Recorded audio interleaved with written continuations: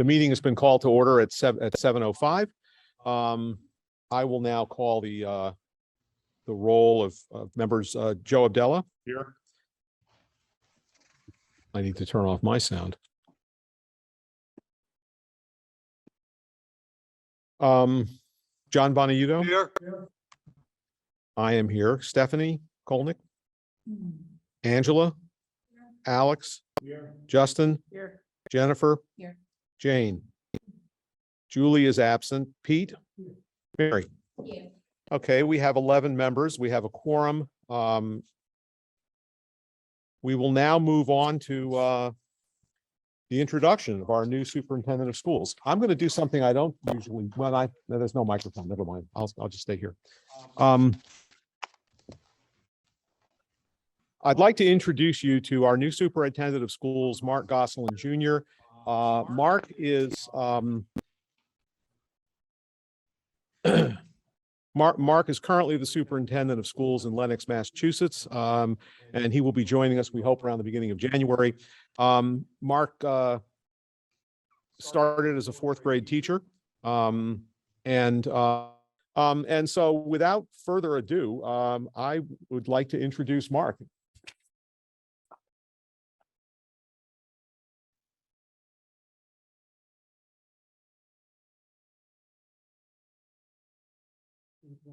Is there any place you need him to be to deliver, to talk?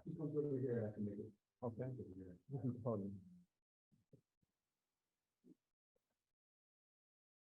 And I almost forgot to tell you, Mark's wife is here tonight. She is a teacher in the Torrington Public School System, and his two daughters in 3rd and 5th grade.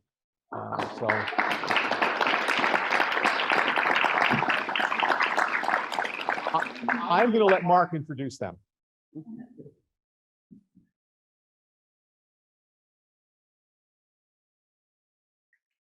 All right. Thank you, Mr. Chairman, and thank you all for coming out tonight. I am Mark Gosselin, and I'm delighted to be recommended as the next superintendent of schools here in Region 12. And one of the things that first I want to again introduce my family. My wife Katie is with me tonight.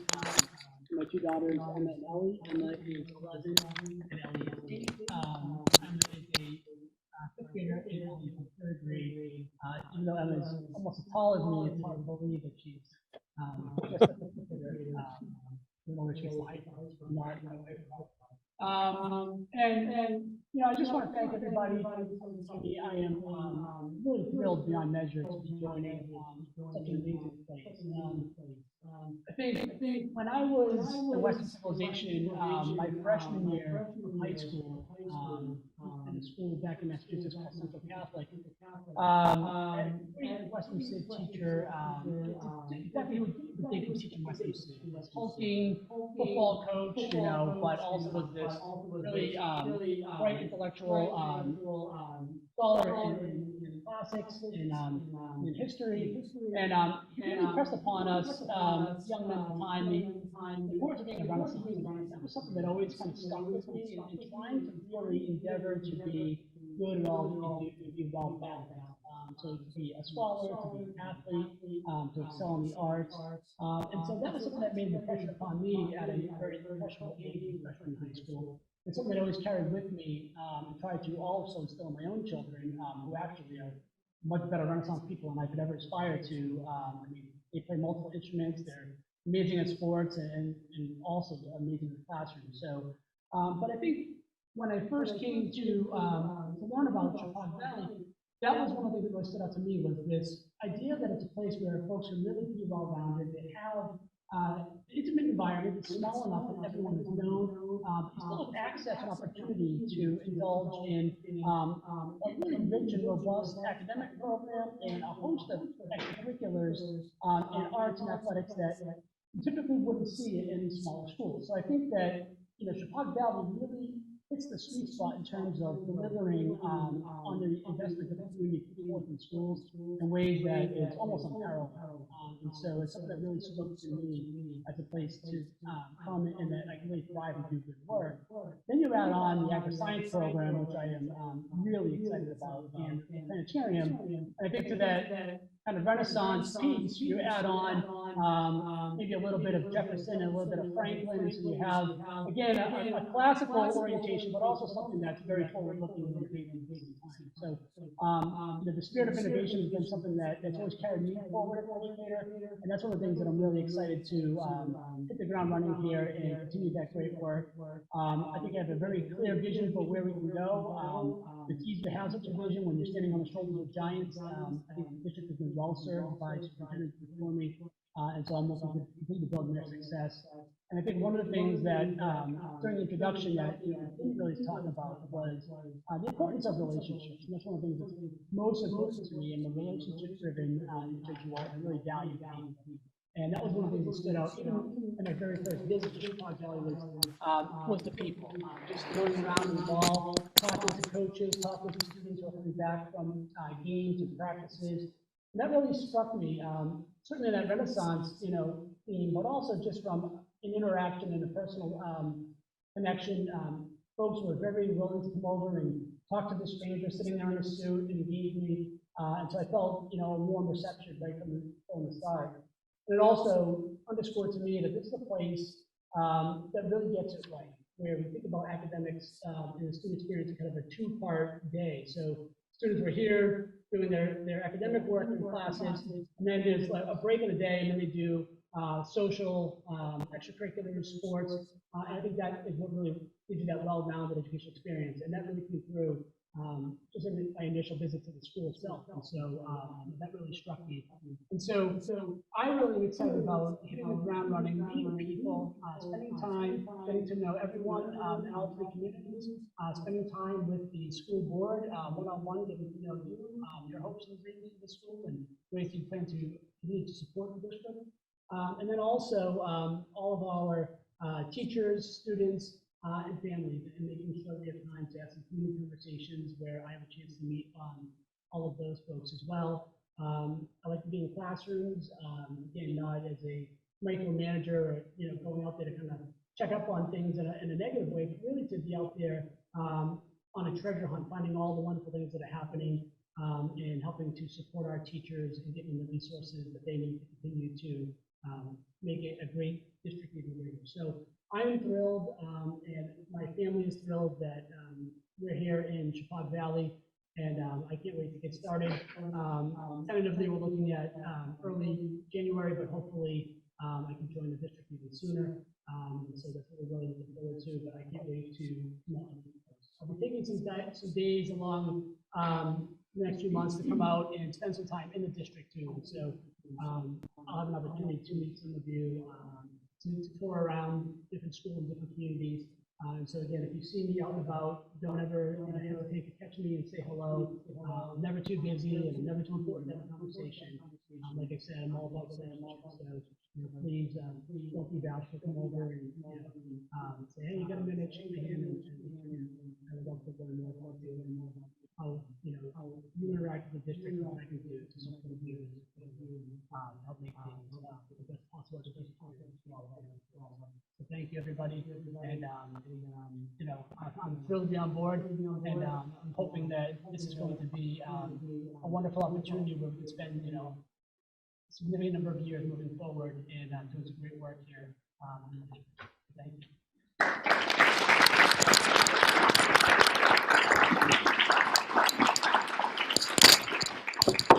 Well, if there's no objection at this point, I'd like to adjourn the meeting for a reception. So.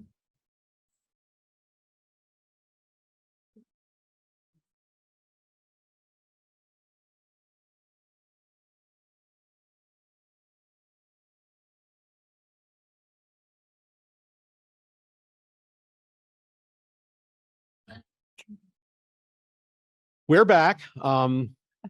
Is there any member of the public who would like to comment on matters on the agenda? If so, please use the hand raise feature if you are on Zoom, and I don't think there's anyone here in the room. So I'm going once, going twice. No takers. So we will move on to the consent agenda. Is there anyone who wants to take the minutes of October 3rd, 2022 off the consent agenda? Not hearing anyone, those minutes will be adopted automatically, as is our rule.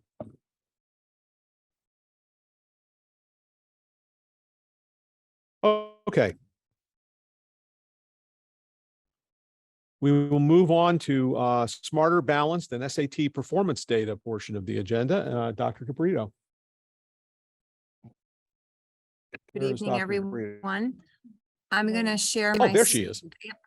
I'm going to share my screen because that might help so that everyone can view the same report that was shared with the Board of Education.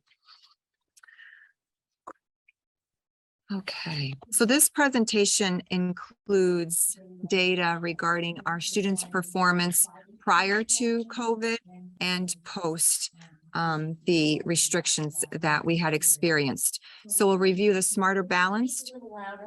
Oh, sure. We'll review the Smarter Balanced results, which assess English language arts and math in grades 3 through 8.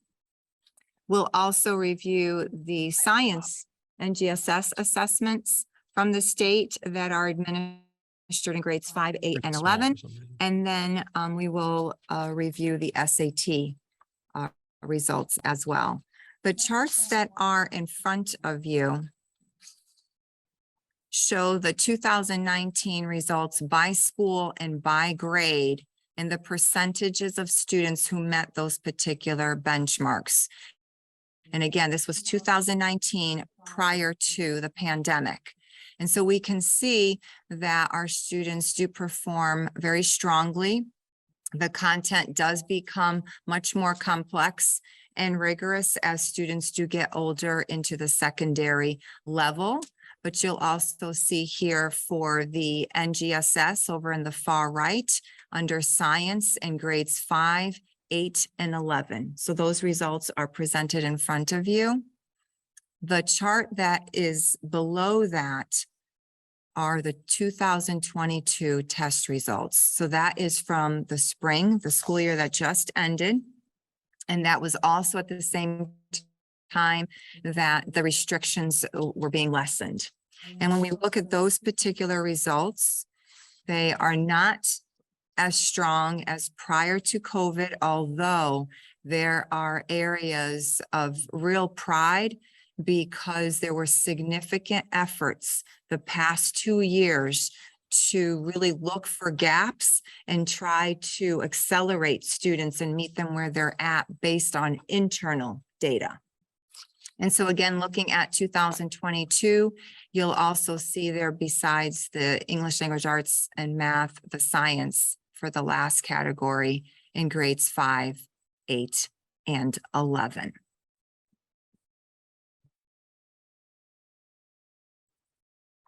Continuing to the next page, want to just explain a little bit growth targets. The state of Connecticut developed a chart and they break out student results into 8 categories. And these are the 8 categories that you see before you. For grades 3 through 8, and the reason it's those particular grades is because the students are tested every year. And so the state confidently created intervals of not only the scores, but what the expected gain should be. So if we look at the first chart, that's English language arts achievement.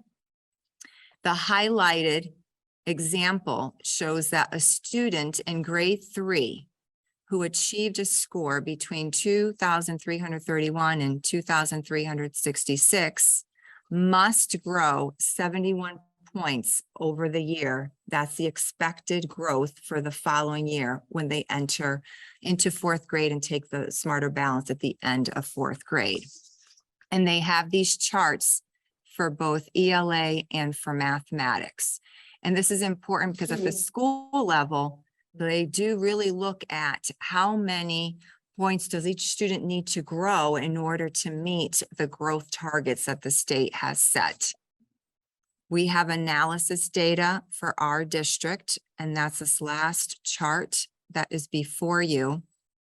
The left side, in small letters, is English language arts, and the top bars, if you look on the far left, the top is representing 2018-19 results, and underneath are the results from this past spring, the school year 2021-22.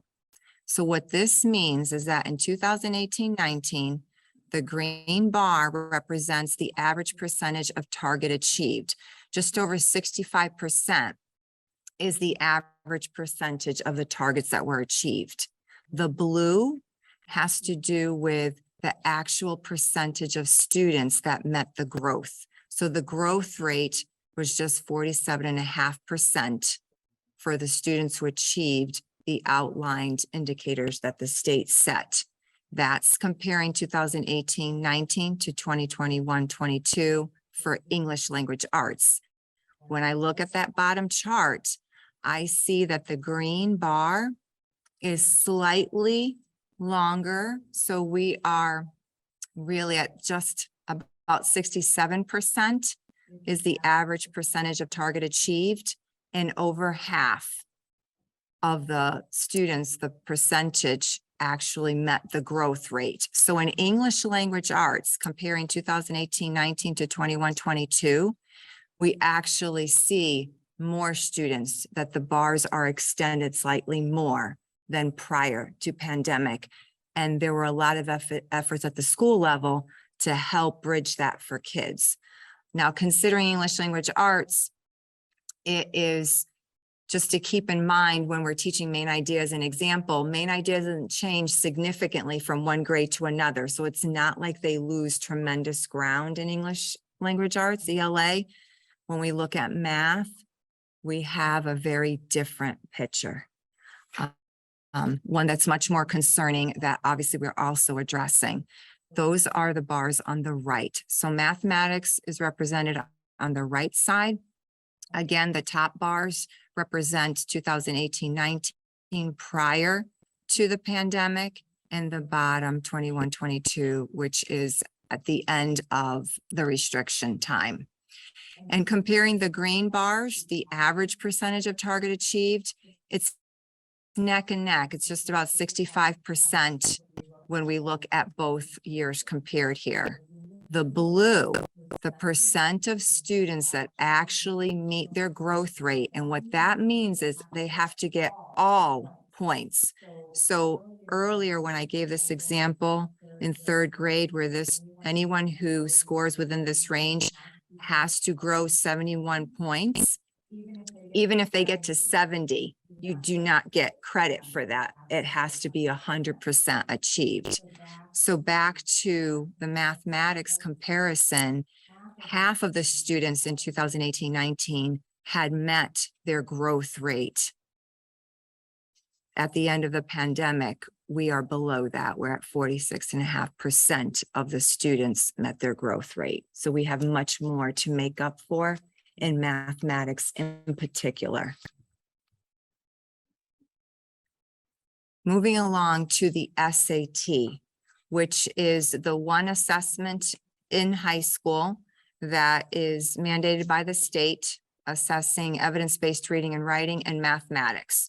Now, the SAT we know is used for college admissions in the United States.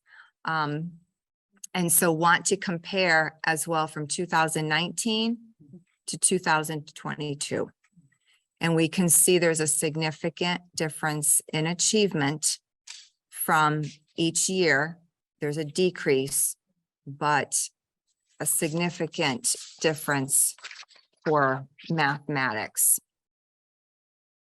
So these results are a jarring reminder of the pandemic's disruption, and want to share that there are still universities that are not requiring the SAT for college admission. So this year's seniors, the class of 2023, for example, Harvard, is still not requiring the SAT results for admission, knowing how disruptive it was for these high schoolers. This is their only year that is potentially going to be normal. Their freshman year, they went into lockdown, lost a third of the year. Sophomore year, junior year, very disruptive with a lot of restrictions. Some were at home, some were in school. It was very disruptive. We're grateful they have senior year, and we're hoping for normalcy as we still try to accelerate their understanding of mathematical concepts.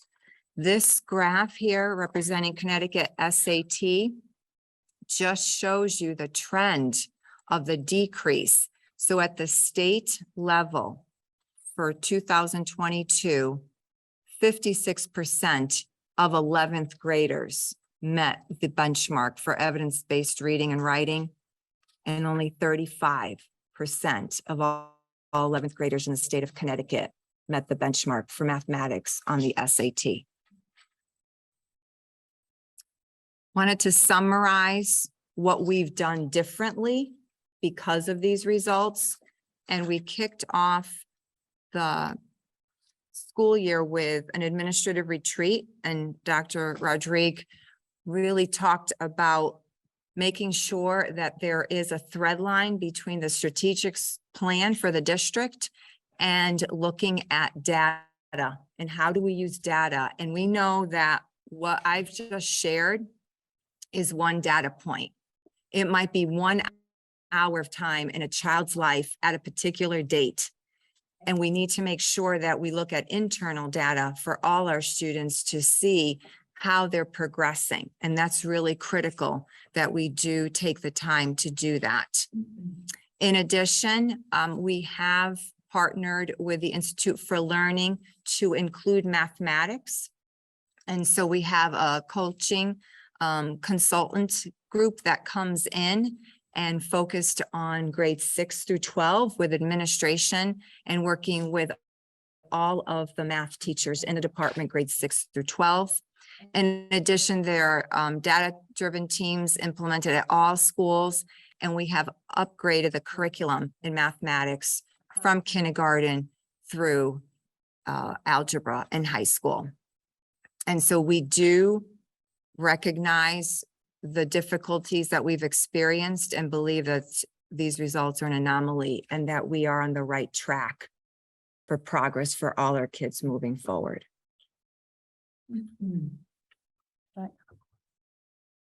I'm sorry. Can I add? Yes, please. Thank you, Teresa. I just wanted to also add, I'm sure you've all seen in the news, there are national reports on certainly how the pandemic impacted schools across the country, and many districts are using that when they're sharing data. But I don't want that to be an excuse either. And I think Ms. DeBrito and I spoke about that, because there are definitely things you can go back and look at even prior to the pandemic, things that we need to look at the level of rigor and continuing to make sure that we have rigorous instruction in the district, and that I think the IFL, which we have in place now, the consultants coming in and looking at how we are engaging students in discourse in the classroom and critical thinking and all of those things is so important. So while I love that we're sharing this data and there's a rationale behind it, there's so much more than that, and it's so much more complex. And I just wanted to point that out. Yeah, what's exciting about math is that the co-teachers are also a part of it, not just the mathematics teachers. So the teachers in our special education department who are in the classroom alongside the math teachers are all a part of that professional learning, which is very exciting. And so is Ali O'Hara. Okay. Questions? Do these SAT scores seem fairly low to you? Even the Yes. ones pre-pandemic? Yes. Yes, it's mandated for every child to take. The other states in the region here, like New Jersey, New York, do they mandate SATs? I think there are very few states that mandate the SAT. It's really a college admission test. Right. It's just when you read, if you read the real estate section, you see they'll highlight a town, and in the town, they'll tell you what the SAT scores, average SAT scores were. And it's not unusual to see other towns in the metro area, be basically well over 1,200. Right, that's Um, true. And 1,250, usually 1,280. they're putting in a lot of time to prepare, right? I remember families investing a lot of time, kids really putting in a lot of time, but when universities started to lessen their requirements and not even requiring it, I think that could have shifted some of that focus. Well, I'm Um, just wondering though, if those towns, if those other places that are not in Connecticut, if those are only having an SAT taken by people who choose to go college bound, and maybe that's inflating the scores and deflating ours. I just want, the problem Absolutely. is we can That's talk these reality. numbers, but we need to know apples to apples. You're absolutely right. Yeah. Oh. Good. Since it was a point during the retreat, how do we utilize the data that we have to bridge that achievement gap to set new benchmarks? Are we? So we on that have path? yes, because we have internal measures as well. For example, we partner with Renaissance and we do the STAR. That's the name of an assessment that actually aligns to our standards.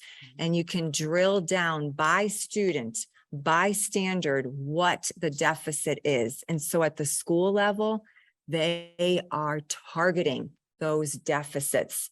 We have to be very careful not to pull kids out of class. Individualized, yes, right. They need more, not replace what's happening in the classroom, right? You understand, we need to keep them in the classroom where all the instruction is happening. But to creatively address those gaps means they need more instructional time.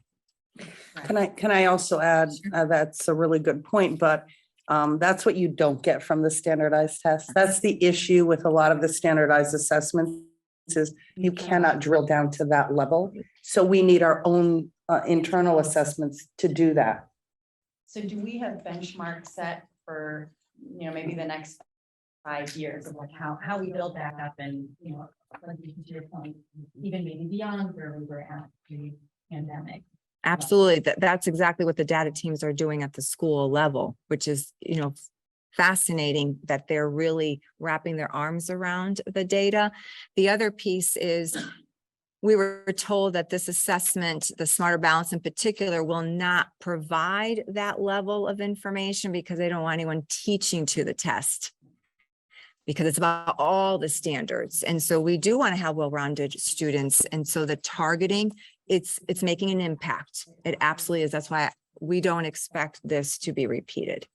I'm sorry, Sure. you're not knowing, is the difference between the STAR and the Smarter Balance? STAR is a totally separate company that we partner with to do internal assessments that actually gauge where the student is at. So we repeatedly do that 3 times a year, and it has a profile and of strengths and weaknesses. And we'll actually line item by standard, whether the student mastered it or didn't master it. And so the teachers use that information, and that becomes a part of their goals when they're meeting with administrators. And every school district chooses or selects different kinds of assessments like that. They're not mandatory, but they're Right. utilized, and schools choose what assessments work for them in their district in order to achieve that. So that sheet I got at the beginning of this year was Smarter Balance, because my. Yes. 4th grade, so last year. Yes. That was STAR testing, that was Smarter Balance, and that sheet comes from the state. right? Correct. Because they have a breakdown then of what the state like average was, and then the individual. Exactly. Exactly. No problem. The SAT, we do not get a report from the state because that's all College Board. That's Okay. Other questions? Thank you very much.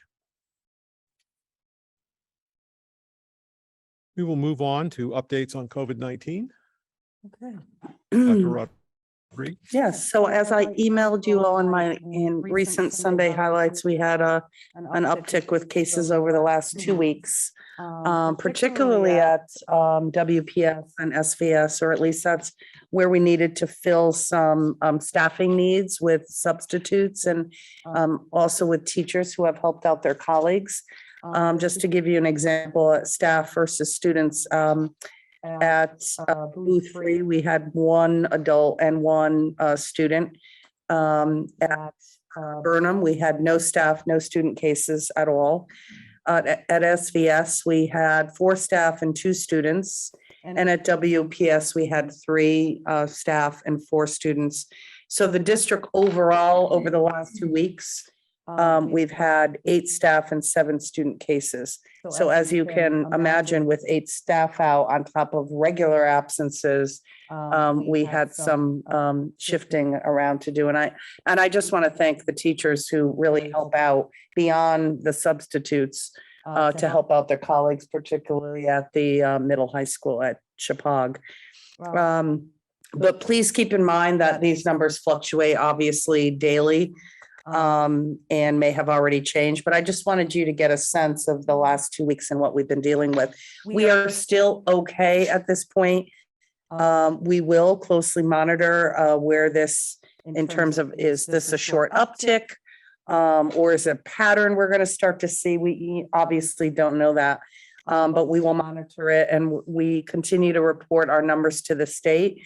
Ali O'Hara is actually coordinating that in the district, and we will be speaking to health directors as needed. I think I mentioned that in another meeting for any additional guidance or any questions we might have. But I just wanted to keep you all apprised of where we are right now and moving forward. Thank you very much. Any questions? All right. We'll move on to reports and recognition. I'll start with my report. I wanted to call to your attention, for anyone that may have missed this, that the AgriScience has been awarded the Julia Wasserman Animal Welfare Grant. They're one of only 2 schools that's been awarded that. These funds were going to be used to purchase equipment to enhance our aquaponics system, which students are currently building. It's a $5,000 grant. And I want to give a shout out and thanks to Tyler Kremens for his hard work in securing this grant that we will use for enrichment of the program. We are fortunate to have such hard work and to have him here. And this is what happens. With the new superintendent coming on board, it's a good time for me to remind board members that you should not be going directly to teachers, principals, or other administrators with issues unless it involves your own children. All constituent service and board business should go through the superintendent. If you were the CEO of a company and you had a board of directors members going to your managers without going through you, you wouldn't know what was going on in your company. You would have no idea how to deal with things, and it can create all kinds of issues. And so it should be the same thing here. Please avoid going directly to someone in the school system that works for the superintendent. Go to the superintendent, go to the boss, and that would be preferable. We don't want to have a situation in which we are imposing there and putting the superintendent in a bad position. And the superintendent needs to know what's percolating up through the community. So this is very important.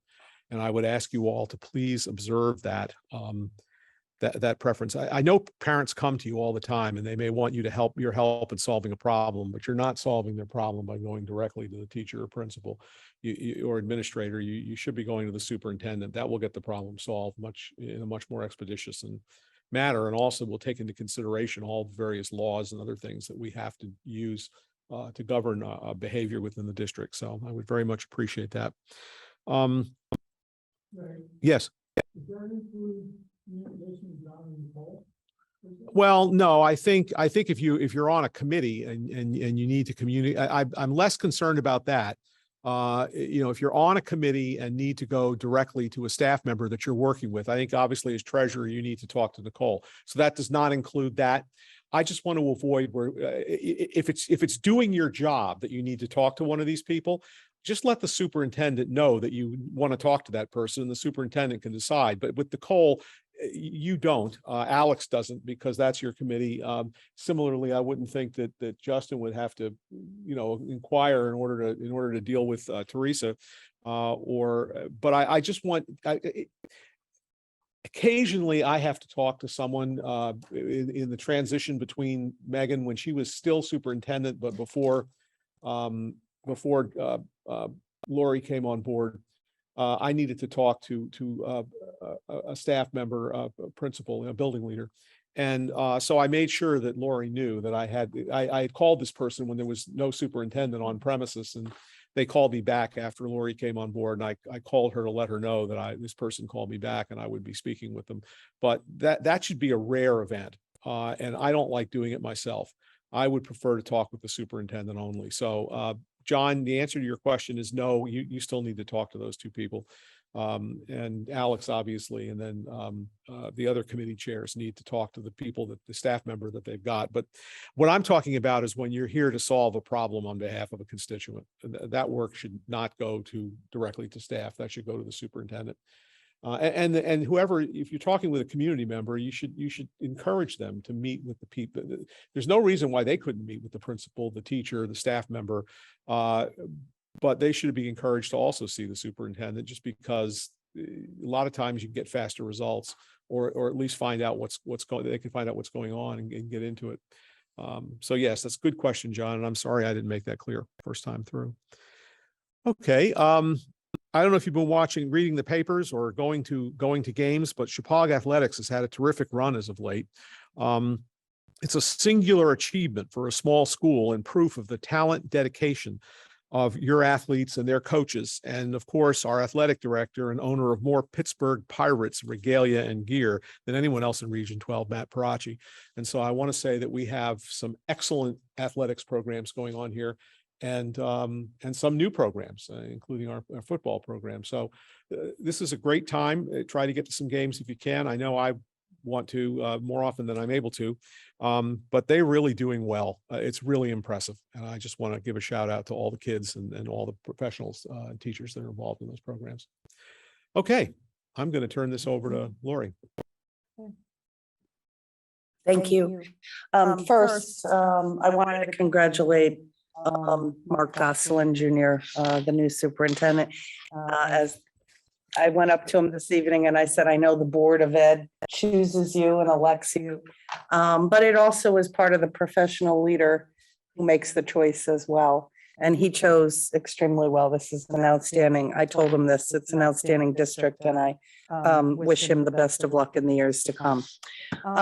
Personnel, we had some appointments. Caitlin Barksdale as a part-time para at Chippewa, and Barbara Capasso, who is a building substitute, a one-year position at Booth and Burnham. Cheryl Caradad, who's a para full-time at SVS, and Biagio Dandio, who is also a building substitute coming on for a one-year position at SVS. We also had some transfers. Kristen Donaldson, who's a reading tutor at Chippewa from being a paraprofessional at SVS. We also had some retirements, resignations. Laura Horgan, secretary to the principal at Booth Free School. I know many people have called me and said they will miss her terribly. And that's effective January 1.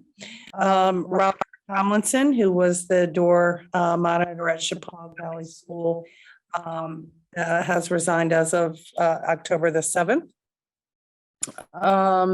Notifications, just a field trip to SUNY Cobleskill, New York, on April 18th. That will take place then, grades 9 through 12. I also sent you a notification a while ago that Shipman sent to us outlining changes to some of their model practices.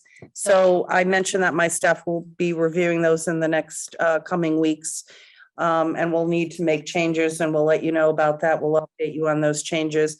I also had spoken to Greg recently that we might want to think about and look at a committee again in the future, since there will be an ongoing need to make changes to policies. But perhaps, especially because things change so rapidly, and now that you have a new superintendent coming in, certainly that would be a point of discussion that would happen or occur. But I've always found it, just from personal or professional experience, that it's worthwhile to review policies on an ongoing basis, even those we've adopted in, in total from, our legal firms. It just so that everyone has a greater depth of understanding about what these policies mean and what context they are shared or utilized, and to provide ongoing oversight. So that would be helpful. And we did have that conversation. So I just wanted to bring that up. And some of this also refers back to the legislative updates that I shared with you recently. And those we reviewed with our leadership team during a Shipman webinar. And so, as I mentioned, we will provide you those highlights and those timelines very soon. Hopefully, we can share that with you at the next Board of Ed meeting so that you have a better understanding about which ones we are going to be needing to implement sooner than later, and what those timelines will be, and what that means for us as a district too, because there were quite a lot of changes. As a matter of fact, when we were on the webinar, I was getting texted from all of my colleagues, just really upset that there were so many coming at us all at once. So that again kind of goes in tandem with the need for maybe more oversight with policies coming down in the future. There's just so much right now. So I thought I'd mention that. And some positive news, Greg, you already mentioned, from the land of athletics. The girls cross-country team finished the season with an 8-1 record and earned second place in the league. Senior Emma Purin earned Berkshire League All-Star status based on her performance in the league cross-country championship. The boys soccer team currently has a 10-3 record heading into the last week of the Berkshire League regular season schedule, with a big matchup against their rival Nanawag. So that's exciting. Then the Northwest United, our co-op football team with 6 Chippewa students participating, is currently in first place in the Connecticut Technical Conference with a 5-0 record, as I believe it was 5-0, right? It wasn't 6-0. Thank you. I had to change that from my Sunday highlights. With a 5-0 record, as I believe they just won they did just win their last game on Saturday. So congratulations to our football team at this point. Field hockey, boys soccer, girls soccer, and football will compete at Nanawag High School for their homecoming day, and that is October 27th. So a lot of really good stuff happening. That's all I have this evening. Yes. Lori, can I just go back to one thing? That field trip, April 18th and it says grades 9 to 12. Yes, that's what I have. Is that everybody? Is that just a select group of kids? I'm not sure. It was actually just. No, but I mention it because that's the day the appellate court's coming. That's the day the what? The appellate court is coming. Oh, I don't know. I will get back to you on that as to what group it is.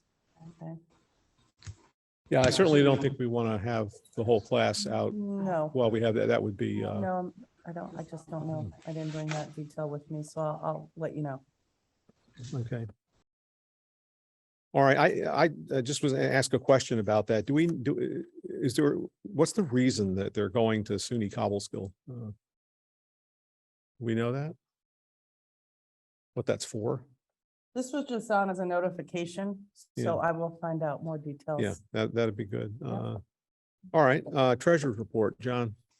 You have anything Well, for us? finance hasn't met, so I don't have much to say about that, but I would be remiss in not acknowledging, and I don't know if I'm stealing Alex's thunder, but I noticed the new sign on the way in, and it's a result of a lot of hard work and dedication, and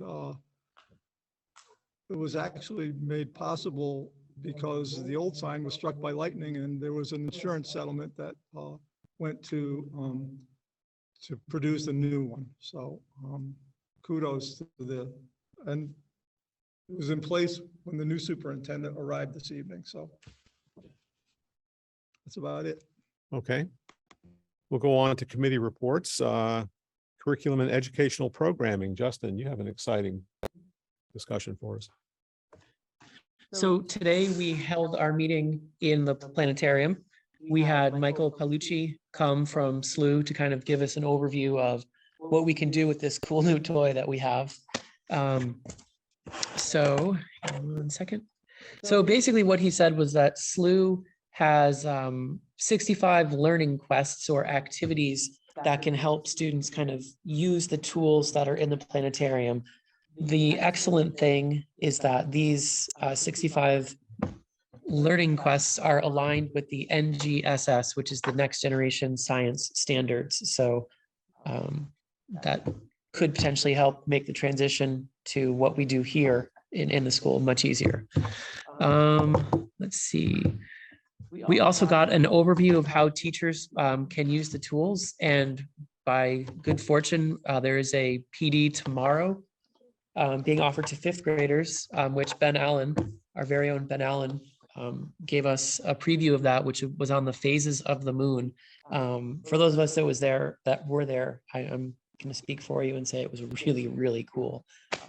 So excellent job. Really glad we got to see that. And let's see. And then Don Chells gave us a quick update on how his science teachers could potentially use this.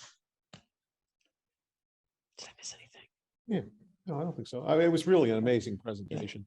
I mean, what SLU is doing, the fact that they are putting in the hands of every child in this school district, from young ones, little ones, all the way up to high school students, the idea that they are giving them access to the world's telescopes, including ones in the Canary Islands, including the one in Europe that's the largest telescope in the world, telescopes in Chile, so that they can actually conduct their own research projects using these telescopes, which are all controlled by computer remotely. There's no longer astronomers adjusting an eyepiece looking through it, he told us. And the idea that our kids have access to this, and the person who has set this company up and made this happen is right here. And we talked about the possible partnerships that we could engage in to really provide this learning at an extremely high level for the kids that are interested in it. And, this is just one example of what we can do in this district with the excellent faculty we have. And also they give a lot of support to faculty. So they will help the faculty work through this. So it's really a terrific program. And we are lucky to have that partnership. And I think we're going to go great places. And that's, I was amazed. I think you might have said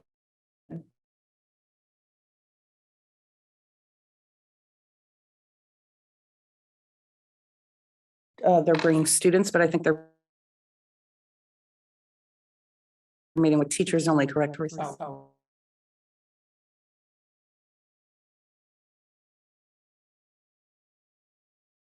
Yeah, just wanted to. Okay, Ed Advance, October go. 6th, there was a person board of directors meeting.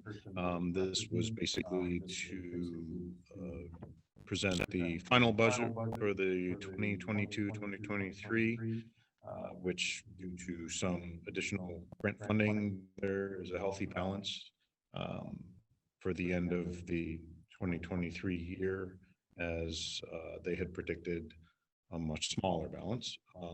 And then we unanimously approved it.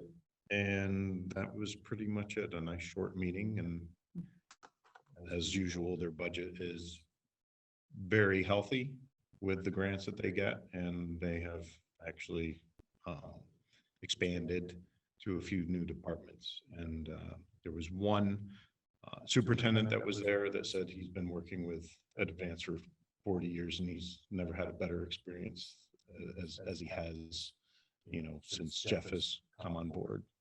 Jeff's a miracle worker, and I think he's really, everybody recognizes what he's done there, and he's turned Ed Advance around, and he's putting it in that forward direction. So.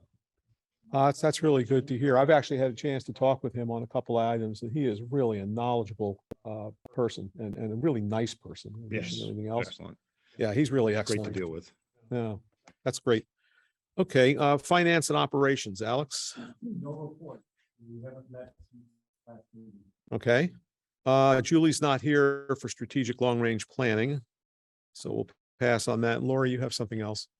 Yes, I just wanted to go back to the question that was asked about the notification of the field trip.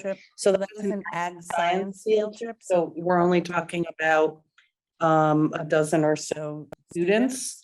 And that is, I believe SUNY Cobleskill is, as I said, in New York, it's the College of Agricultural and Technology. And it might, what we're thinking is a forestry lesson. But I will get, any other details that you need, but I wanted to clarify that. No, thank you very much. That's going to be an excellent opportunity for those students. The SUNY colleges in New York are nothing short of phenomenal. They have some really excellent universities there. We are fortunate to be next door. Okay. We'll move on to new business. October 1 enrollment date. I'll turn that back over to Dr. Rodriguez.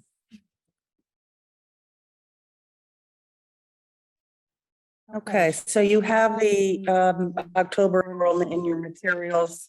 And as you can see, we are currently at 804 students. And in your materials, it's broken down so you can actually see the tuition in students in our district, resident students. We have 212 tuition in students, including the 103 agri-science students from our sending schools and 592 students enrolled in district. We have 72 at Burnham, 73 at Booth, 162 at WPS, 166 through eighth graders, and 337 for 9 through 12. But I thought it was important to kind of juxtapose this with the enrollment in the context of last year. So last year at this time, we had 763 students for a total enrollment. So we certainly have increased. Last year, we had 59 at Burnham, 74 at Booth. WPS was at 154, 6 through 8 was 156. So as you can see, just to point out those differences, we have increased. The agri-science sending last year from other districts was 75. And this year, those sending into our agri-science program is at 103. So a good sign for our district. Yes, we are growing. Yeah. This is great stuff. Yep. Okay. We'll move on to a discussion of state grant funding opportunity to address HVAC systems and air quality issues. Nicole, this is yours, I think. And Don's. Yes, so you may have heard in the media or from the facilities committee talking, the state has made $150 million in grant funding available to districts to specifically address HVAC concerns for the purposes of improving air quality in our schools. So initially we were excited about this and how this was going to help us with our elementary schools. And the state hosted webinars on 2 occasions for districts to participate and learn about how we could access these funds and how we could utilize them. So Don and I attended one of the state webinars together. We also invited Joe Magani, who is our lead architect on our elementary school survey, so that he could listen to the grant requirements as well.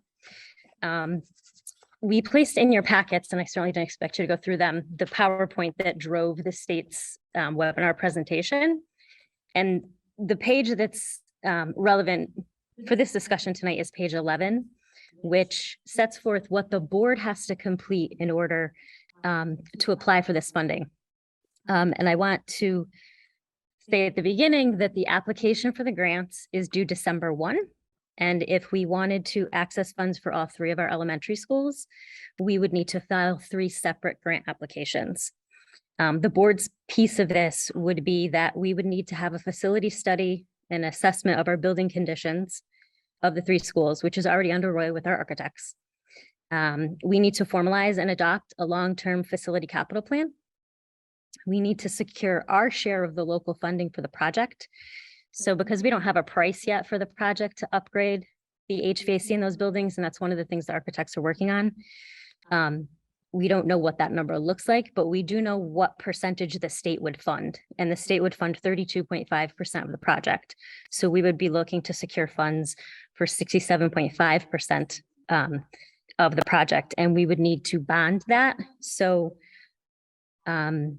we would need to establish a building committee, and we would need to go to referendum to get authority to bond that portion of the project.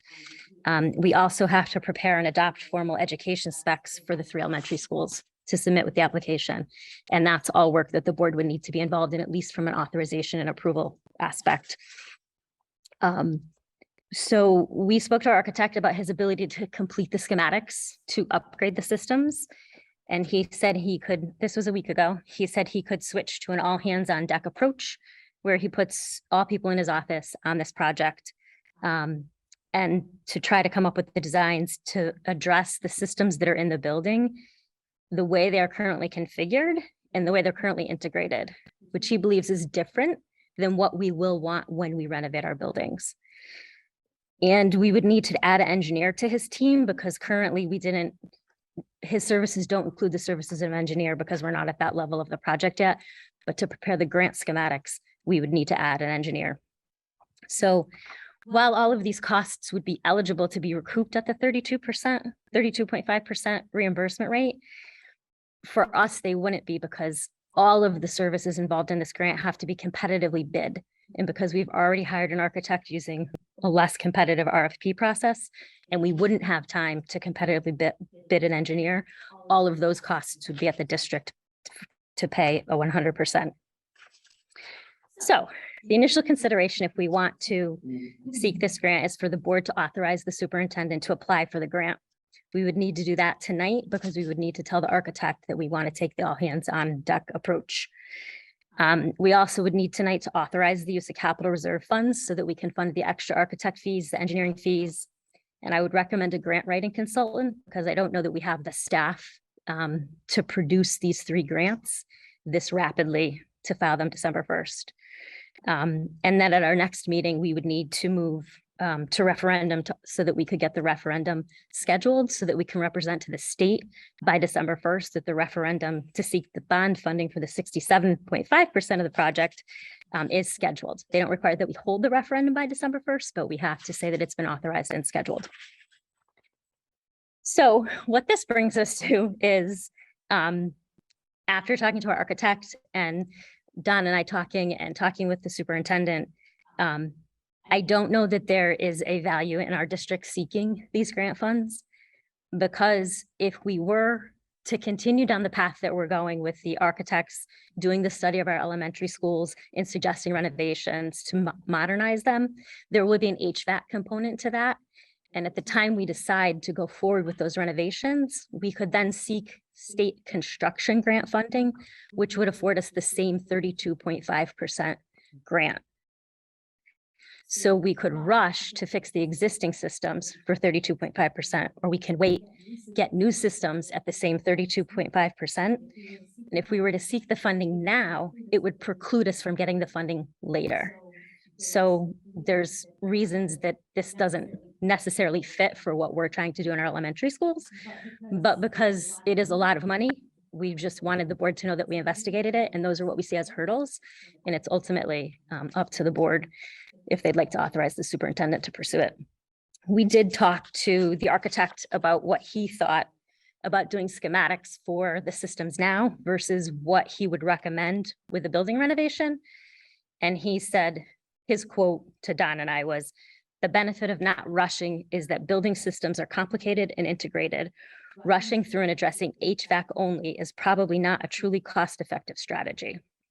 So, and that was kind of from a layman's standpoint where Don and I came out on this, is it doesn't make a lot of sense to seek this funding now, but to wait and do it systematically with what we've already started. Well, it sounds like 2 thumbs down from that end of the table. 3 thumbs down from this end of the table. Okay. Okay. Questions? Mary?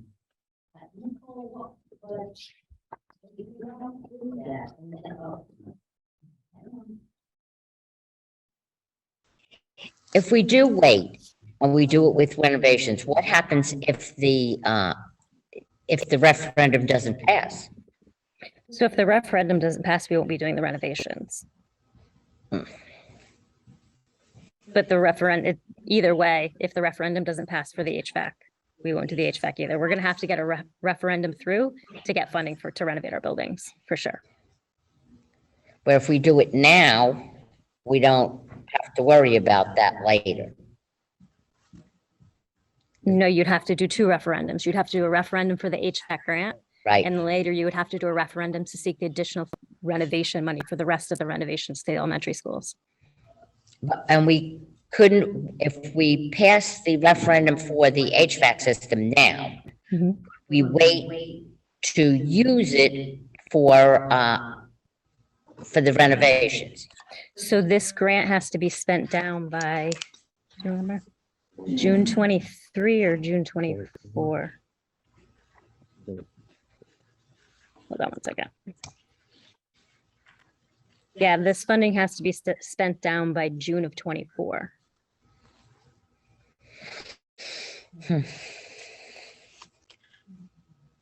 Okay, other questions? Discussion. Does anybody think we ought to pursue this grant? If so, please speak now or forever hold your peace. Sounds like we're going with the three thumbs down at the end of the table. I don't see anybody making a motion to approve this, to pursue this grant, to authorize superintendent to pursue the grant, file a grant. Okay, I guess we just let it drop. Good. By not deciding, we have decided. We'll move on to action items. The first item is to consider and if appropriate, approve the school calendar for the 2023-2024 school year.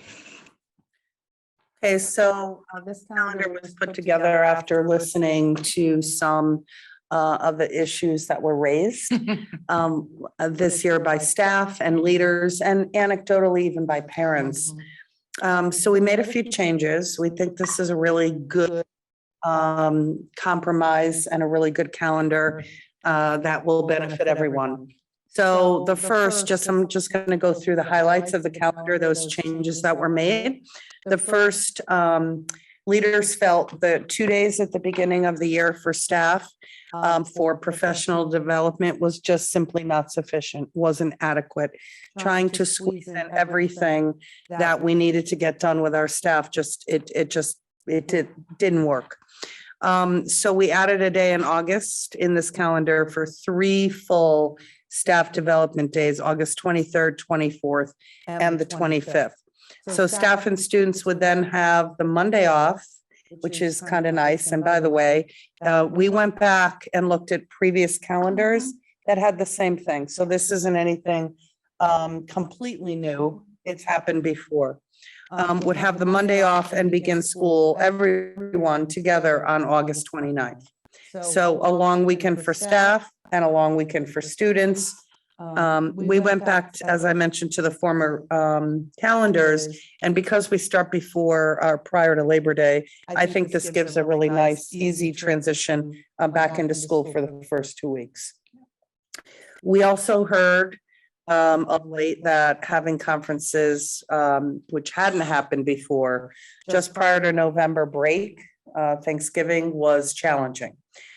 We actually typically had parent-teacher conference days, as you know, in October.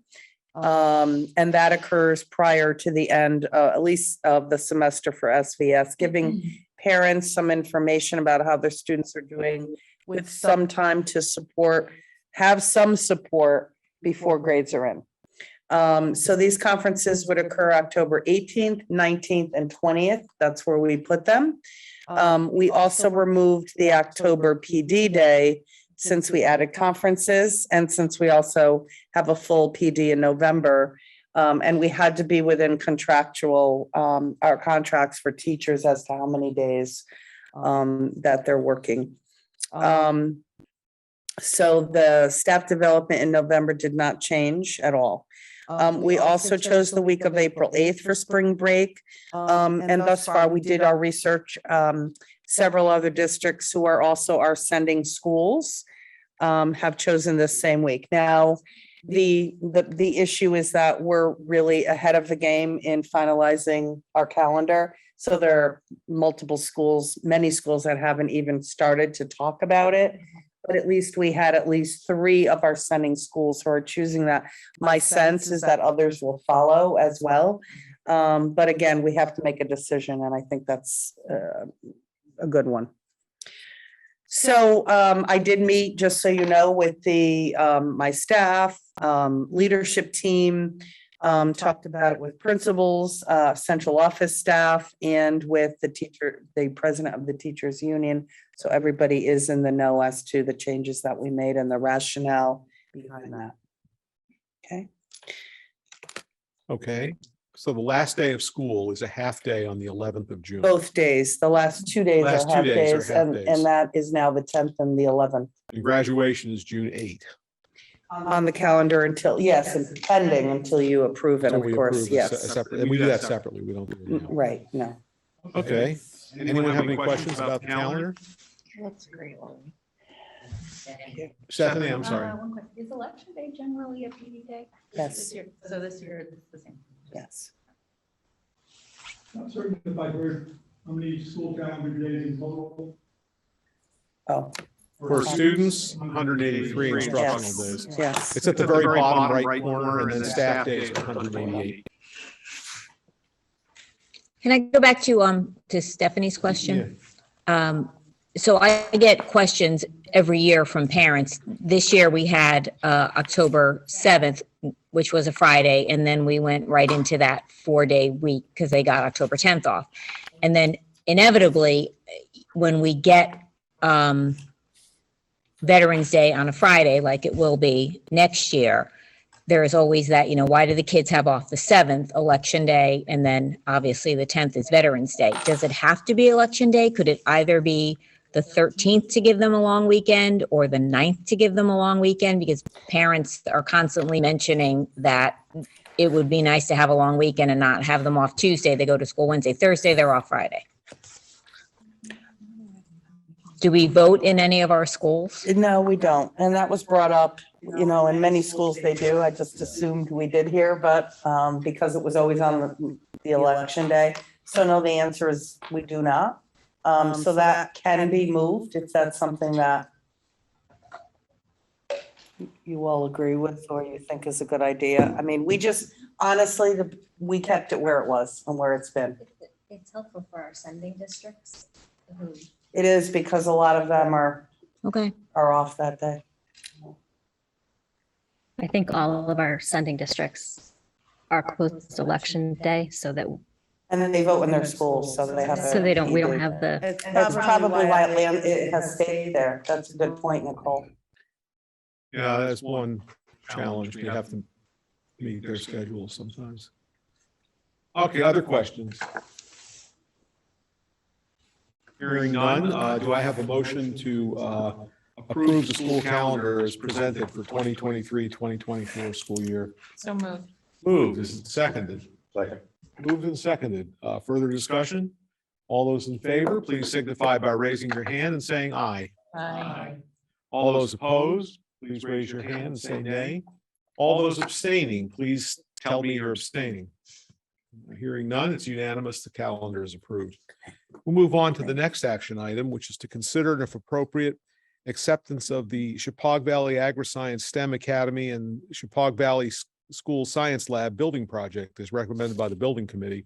I can tell you that in order for the state to commence put us on the schedule for an audit, which is important to us because when the audit is complete is when we will get back the 11% of the grant the state is holding as a retainage. And it has to be audited before they will release that. And because they're holding back 11%, we are purchasing bond anticipation notes, and we are actually paying interest to hold this money. So the sooner we accept the project, the sooner we can start that process. The project is 100% finished. There are no more things that need to be corrected or fixed. It is done. And so at this point, the building committee has voted to accept the project and urging the board to accept the project. So Is there a motion to put this on the floor to accept the AgriScience STEM Academy and Chippewa Valley School Science and Lab Building Project? Is there a second? Second. Moved and seconded. Discussion? Questions? The project is finishing at the present time at just about $470,000 under budget. However, that might change after the audit. They may require us to do things, fix things. It's not just a financial audit. They'll also look at the facilities, make sure all of the furniture that we purchased is where it belongs in the ag science area. The science lab furniture should be in the science labs. And they'll want to make sure that we have appropriate facilities here in terms of meeting the Americans with Disabilities Act. So it's a somewhat involved audit, and we could end up spending some of that money. But the good news is that money is right now in our hands, and so we have that money, that $470,000 that we are ahead of budget. So this is a good thing. The project is successfully completed. So any further questions or debate or discussion? All right, we'll vote. All those in favor, please signify by raising your right hand or your hand, a hand, and saying aye. Aye. All those opposed, please say nay and raise your hand. All those abstaining. Hearing none, it's unanimous. We have approved that. All right, at this point, I'd like a motion to go into executive session for the discussion of the performance of a board member. Mr. Chairman, Yes. I'd like to address a procedural action before you call for the vote. Procedural action? Okay, what's your procedural action? I'll pass this over. You pass that around to the chairman. I'll wait a minute till you see that.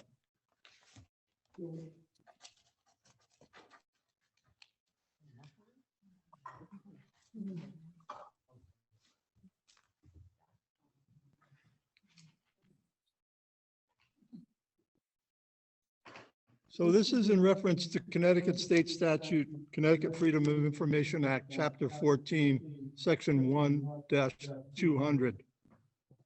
Subsection 1A, any executive, administrative, or legislative office of the state or any political subdivision of the state and any state or town agency, any department, institution, bureau, board, commission, authority, or official of the state or any city, town, borough, municipal corporation, school district, regional school district, or other district.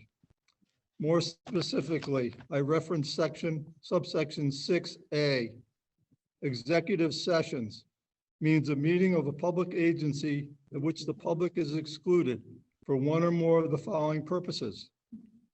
A, discussion concerning the appointment, employment, performance, evaluation, health, or dismissal of a public officer or employee, provided that such individual may require that discussion be held in an open meeting.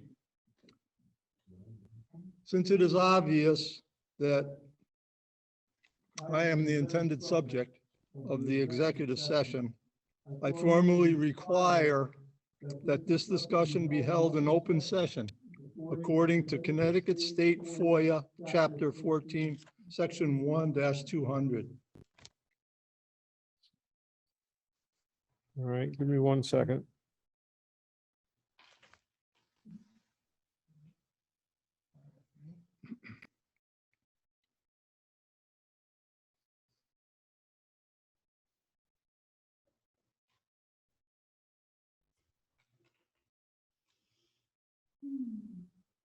John, can you read that description out loud again?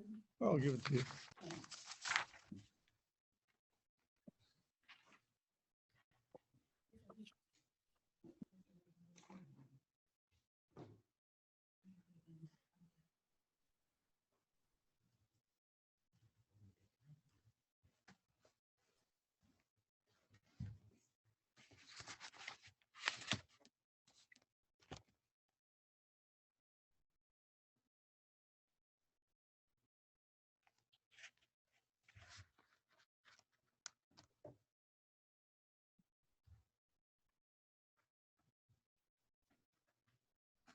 I mean, people can reference it if they're, if they're questioning that document, they can reference it. Just go to Connecticut Freedom of Information, Chapter 14, Section 1-200.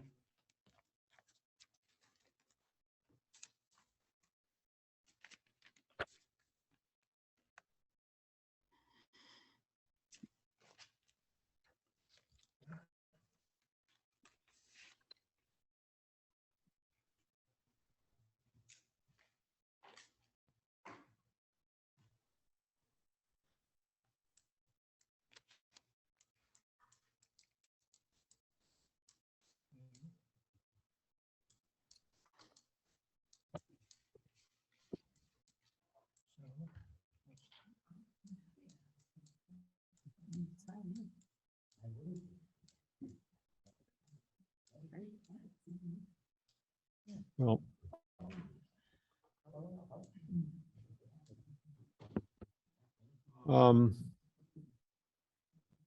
I would like to take a brief recess to ponder this.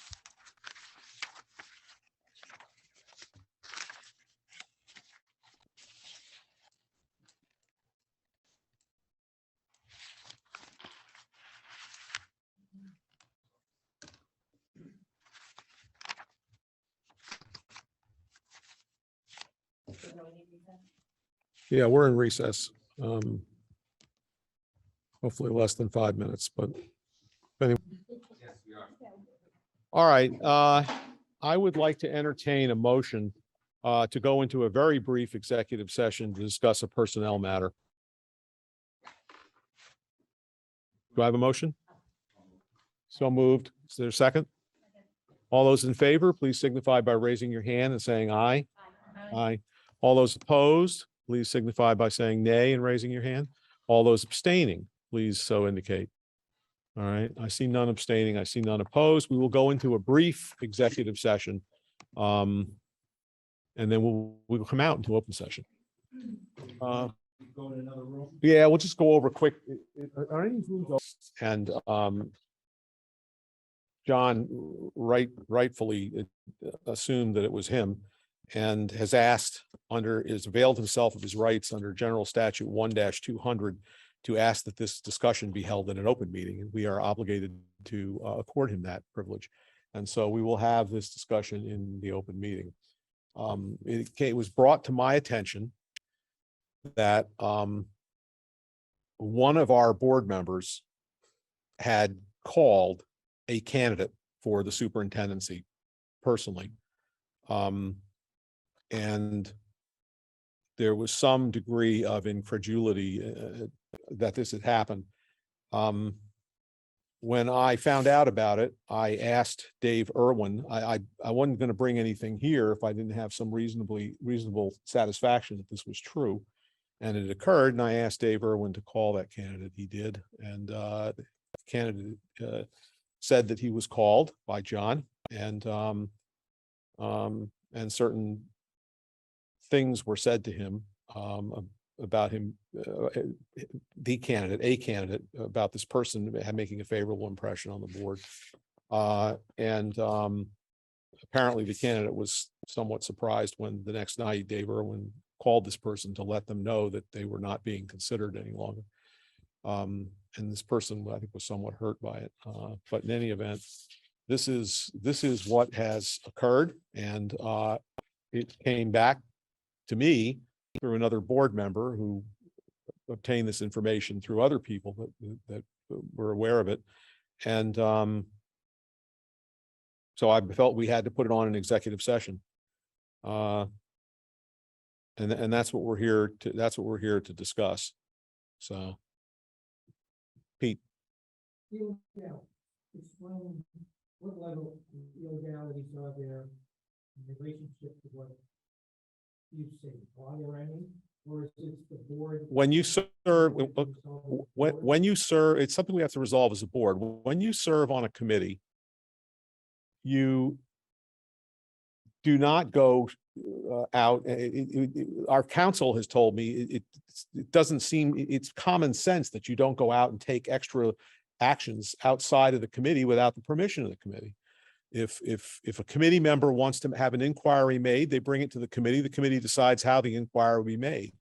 In this case, we had a consultant. We employed a consultant for the purpose of identifying candidates, and that consultant was the sole person who dealt with candidates. I didn't speak with any candidates. I didn't arrange interviews. The consultant did. We relied on the consultant. We do that for a reason, not the least of which is the consultant knows what can be said and what may be said, what may not be said, and knows that not make any promises or positions or offers or anything like that without the authority of the committee. That's why we have a professional process. No one who serves on a personnel search committee has the right to call candidates or to go and take extra legal things. Also, remember that no one has the right to represent themselves as a member of the Board of Education in making public comments. Our bylaws make it clear that the sole person who can speak for the Board of Education is the chair. And we do that for a variety of reasons, not because the chair is an egomaniac, but because the chair needs to coordinate these things so that we don't have multiple people speaking different languages for the board, saying different things that may or may not be accurate or may not be there. As you see, we had the issue with the letter to the editor that I had to respond to in order to correct the record, in order to make that clear that we had a person speaking apparently on behalf of the board and on behalf of themselves as an officer without authority. And it's very clear in our bylaws that to speak for the board, and that would apply to committees of the board, to speak for the board, you either need to be the chairperson or authorized by the chairperson. Those are the only two ways any one of you can ever speak for the board or any of its committees. And that was not observed in this case. So I'm holding this because it was brought to my attention that this occurred, and the board needs to vet its business and needs to do these things. We need to consider these actions. We need to make sure they don't happen again. And we need to have an understanding of what, if any, approach the board wants to take to it. Oh, of course, John will have his opportunity to speak. I don't know if anyone else has anything they want to add to that, and then we can talk about it. John can explain himself or whatever he wants to do. He wanted this in open session, so I presume he has something to say. Mary. Well, I think a lot of this may go back to when Jane was elected and John was a proponent of her opponent. And John sent a letter to all his neighbors saying that we were stupid, that most of the board members, they didn't know anything, that we were kind of dumb. And I brought it up at one time and nobody said anything about it. So it was just let go. But I think he thinks that we're dumb. He said he thinks we're dumb. He even okayed that statement. He thinks that he's smarter than all of us. And so you did too. Mary, I mean, you're relitigating something that has nothing to do with this issue. But that's why I think he does these things, because he doesn't respect our positions. Well, I don't know, but that, I don't think, well, I guess if you want to ascribe a motive, I suppose, but I guess the issue is, I'm just whatever people want to say, go ahead. I'm not going to. Yeah, I actually would like to hear from John I'd like to hear what he has to say about it. All right, I'm just curious. John, do you have anything to add? Actually, I do. When we were assigned the non-disclosure agreement, code of ethics,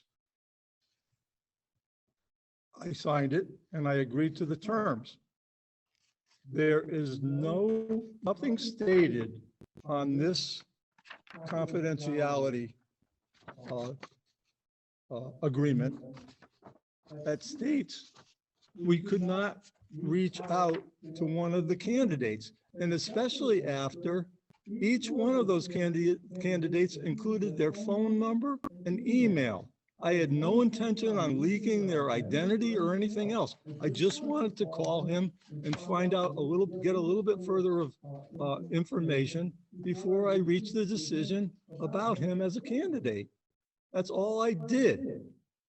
Well, John, I didn't offer him any job I didn't offer him any board commitment. I didn't speak for the board. I'm sorry. You're misinterpreting what happened. And anyway, the whole thing is hearsay. So I don't know how that would even be admissible. This isn't, You're saying that but you said you called. What you heard or when you heard it or who you heard it from is all hearsay. But you The did only call person him. that knows what I said is the candidate. But the candidate In told, correct question. me if I'm wrong, Greg, the candidate said to Dave that you did say that he was one of the two top candidates. So, so I'm just saying, so what you're saying is that Dave is not telling the truth. Speaking to Peter's point, what's the legality here? How was I It's not barred from legality, contacting it's that about person? ethics and morals. It's about working together as a board. We hired Dave to be the liaison. We spent money, which you feel is very important to you, to spend money to allow somebody to do their job. And that's why none of us would cross that line Well, when we hired somebody then- to do that for Okay, us. to your point, And let me just finish, Sean. If there were further questions that you had, that's what we use Dave for. So To you your would then point reach out to then- Dave and say, I've got more questions for Michael or Joe or Carol, and then you move on. but to your point, why did Dave allow contact information for these people and encourage them to state, I've got the documents. If you have any further questions, feel free to call me. It's just for personally, I think it's common sense that just because it's on the resume doesn't mean that it means we can call the candidates. Common sense and legality are two different issues. It's ethics, it's ethical. So it can be So- legal, but so- doesn't mean that it's. So why are we here? What are we here? What is, Because it's not right, it's not right behavior, like Mary said, it's out of respect for all of us that we allow Dave to do his job. We Well, I hired him wouldn't to do feel- the job, not us. I wouldn't feel comfortable hiring anyone based on those, Did you small ever once bits of say that to tidbits the of board? a Did you ever snapshot in say, time. I'm not comfortable? Because I don't Yeah. remember hearing you say, I'm not comfortable hiring somebody based on just the questions that we asked collectively, and that you wanted more information. If you recall, I attended most of those sessions. I recommended that we ask personal questions of the candidate. I don't know. What else you want me to do? You don't pick up the Well, phone and call. I think what else we wanted you to do is if you felt that you needed more questions answered by a candidate, that you would ask us to bring that candidate back. And that's what we would have done, and they would have been examined, but your questions would have been asked in front of the committee. But the problem is when we're a committee, we can't have people freelancing and doing what they want. I mean, that's a recipe for disaster. I mean, if somebody made a promise or something like that, we could find ourselves in a sticky situation. And so I think it's important that when we act as a committee, we act as a committee. We don't act as individuals. It's why no one but the chair can speak for the board, because the board is a committee. The board is a group of people who are elected to their positions, and they do not speak except as a board.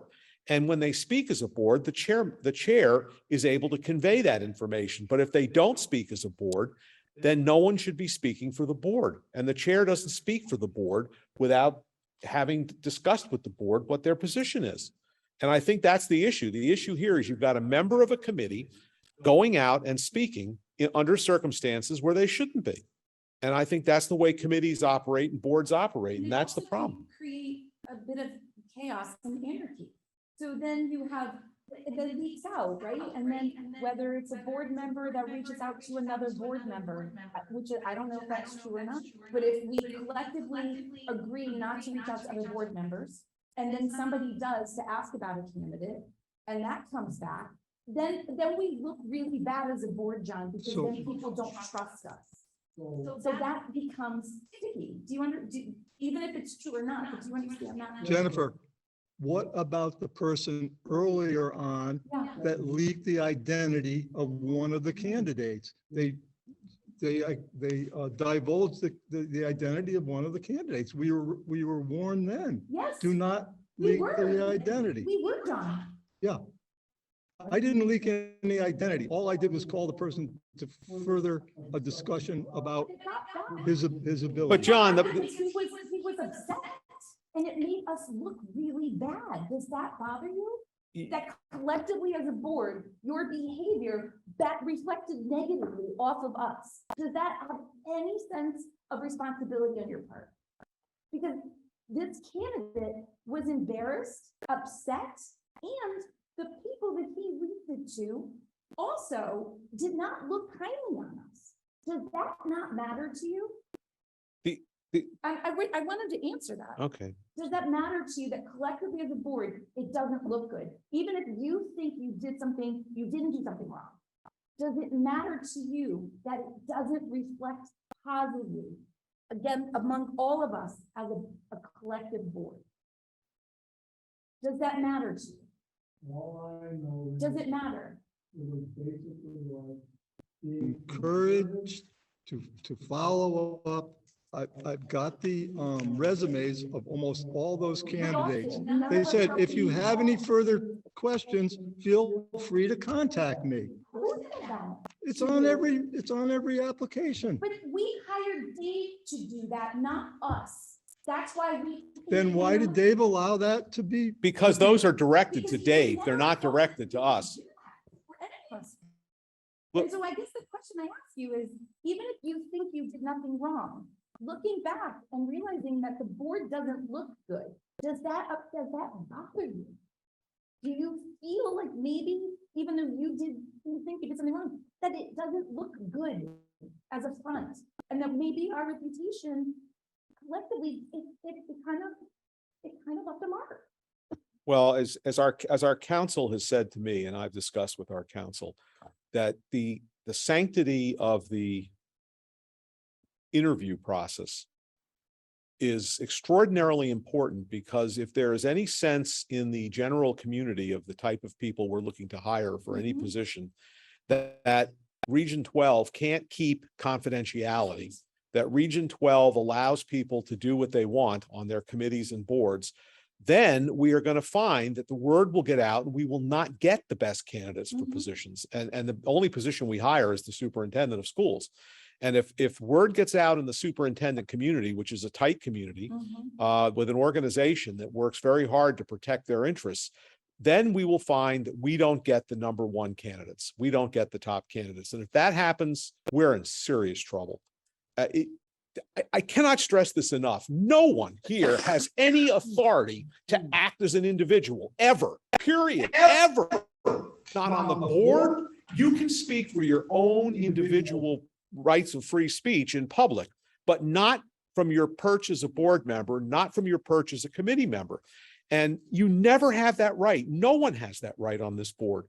Otherwise, this board can't function. And when we go into executive, Made that concept known to board members through the fact that you're the leader. Going into these executive sessions, board members may be ignorant of what conduct, the way they should conduct themselves. let me just finish that and I'll let other people talk.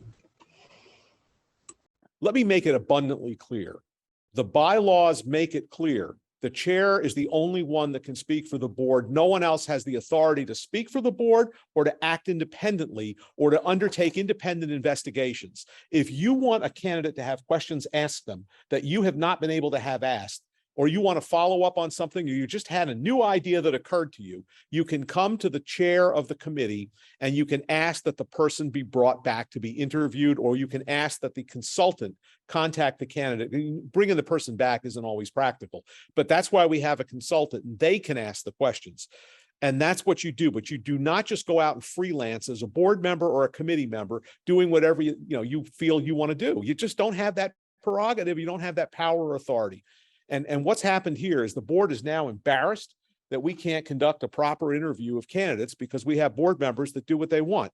And it's embarrassing to me as the chair to have to deal with this. And it's embarrassing, I think, to the board in general.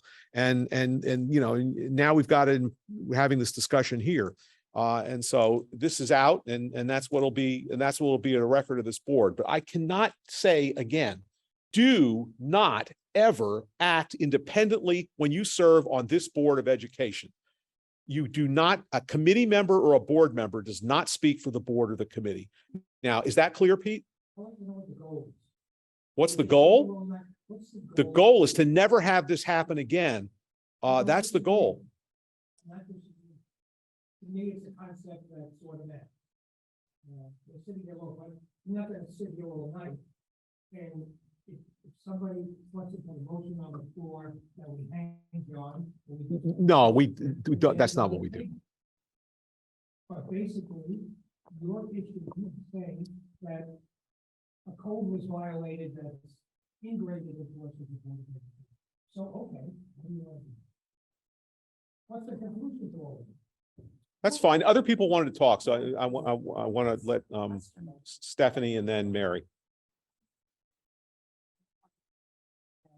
Was because we asked it, there is a clear violation of the limits of authority in our bylaws, which is 9010. I think it's also a clear violation of our code of ethics, which is 9271. And I think we should discuss what kind of formal ramifications there are for that and what we can do as a board to ensure that it doesn't happen again. Because it seems to me that this hasn't been an isolated incident as well, that the limits of authority have been breached not just once, but twice, or maybe even more times that we aren't entirely clear of. And unfortunately, when that happens repeated times, there's an erosion of trust on the board. And as a board member, I think we need to be able to trust each other enough to know that what happens in executive session stays in executive session, that we aren't all acting as individual agents, which is very clear from the get-go that we shouldn't be doing. I don't think that needs to be continually reminded to people. I know I'd like to discuss the options of censure or whatever other formal ramifications there are for tonight, because I think at each point we need to figure out how to move on instead of just hurrying over the infractions, which I believe are serious. Okay, Mary? The only thing I want to make clear or just is that we are only members of the Board of Education when we sit behind this table and we're all together. Is that correct? That is correct. We speak as a board. We speak as a board. So nobody should be going out and saying, well, I'm a Board of Education member and this is what I want you to do, what we're going to do. We only have that power when we sit here and we have a vote here and nowhere else. That's right. And the approach is that we speak as a board. So if we take a vote and the vote is 7-6, and whatever is moved by the 7 people, that's the policy of the board, and everybody else needs to get behind it, follow it. And we do no longer debate that issue once it's been decided by the board. And we speak as a board, we speak through our votes, through our meetings, and occasionally through what the chair says when I issue speeches or something at a graduation or speak on behalf of the board. I don't do it a lot. But there are times when we have to explain something. We get called by the press. Anyone else? John, anything further you want to add? I'm taking all these comments into consideration. I still don't understand how. And again, go back and review the documents we were handed. Almost every one of the candidates said, feel free to contact me at any point for further information. They gave their phone number, they gave their email address. I don't see how reaching out and trying to find out a little bit more information about a candidate is in any way speaking for the board. It deeply Period. concerns me that because the information is on their resume, that somehow that seems like a green light for you to think you can move with, and to Pete's point, respectfully, Pete, I don't know if we need to make it clear that we're all sitting here to have to explain that it's not appropriate for board members to reach out to candidates simply because their number is on the resume. And respectfully, John, you are a very smart man.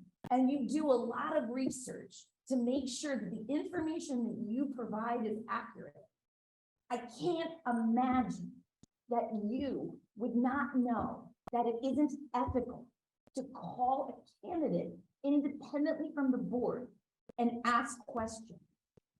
And to sit here and to think that it doesn't even dawn on you that you still didn't do anything wrong, it's kind of mind blowing to me.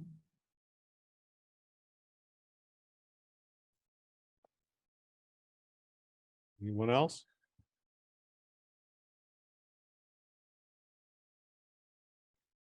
I Where- agree with Stephanie that, I think we should talk about censorship.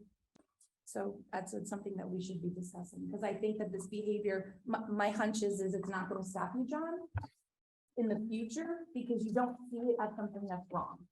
So my concern is that you know that the seriousness of this, and I think that it probably won't stop you in the future, but you should know collectively that it's inappropriate. So I second Stephanie's recommendation. It's not ethical. They're violations of our bylaws. There are, I don't see great amount of ethics on the Board of Education. in 21 years. We're not legally pursuing him, we're telling you that he violated our own bylaws. The own laws that we are all to abide by, so you're right, legally, we're not agreed on. But I do think as a board, we can tell someone if they don't believe that they've made an infraction, that collectively we feel like we have. I don't, I mean, that's all the power that we have as a board. I don't. So that's why I feel like we should discuss exactly as a board within our bylaws, what we do when collectively as an entity and by, by majority vote, what we feel like the ramifications are for when you repeatedly violate our own bylaws. Because if we can't all abide by our own, then what kind of entity are? What are we doing? We have to make sure that the person is violating the bylaw. Yeah, I think it's quite clear. So I don't know if someone wants to pull up the bylaws. Yeah, I'm doing it right now. Stephanie, one question. Repeatedly, other than, she claims I called someone stupid, which is absolutely not true. And what's the repetitive violation of the bylaws that I committed? The one time very But- recently that you wrote an Be careful. No, Yeah, just don't mention any names, I please. won't. The letter that you wrote to Voices that had inaccurate information and that you portrayed yourself as a board member, which you shouldn't have, because that violates the authority. And this other instance that we're talking about, where you contacted a candidate as a board member. You can't do that. Whether you realize it or not, it's happened, and what your intentions were, I'm not pretending to say what your motives were. But that doesn't exclude you from getting a consequence, because again, whatever your intent was, you violated the limits of the authority. That's. I did write a letter. And I didn't represent, or I didn't speak for the board in that letter. I spoke as a resident of Washington. It had nothing to do with board business. And you shouldn't have mentioned. It had that you nothing were a to do with member board or the business. Well, I'm treasurer. sorry, the chairman of the board wrote. And you no, signed the you- bottom of it. Didn't you? But in the body of the letter, you said, I'm a Region 12 board member and the treasurer. So if you were really speaking on behalf of yourself, John, that shouldn't have been included. Those are two reasons. Those are within the last 8 weeks. That's, Or less than I've been on the board this time around.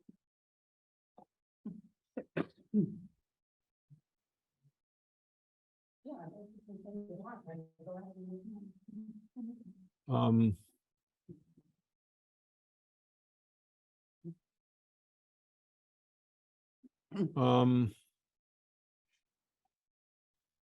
I see section 9010 of the bylaws, limits of authority. It says the Board of Education acts as a group and not through any individual member. Apart from their function as part of the Region 12 Board of Ed, members have no individual authority. May not commit the district to any policy, act, or expenditure. So there's no authority on behalf of individual board members, and that's 9010.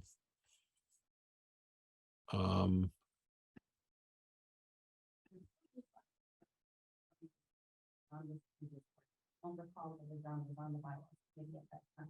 In painstaking, when we each one of us, anyone who was on the exam, they were all approved every time, so this can't be the first time that these things.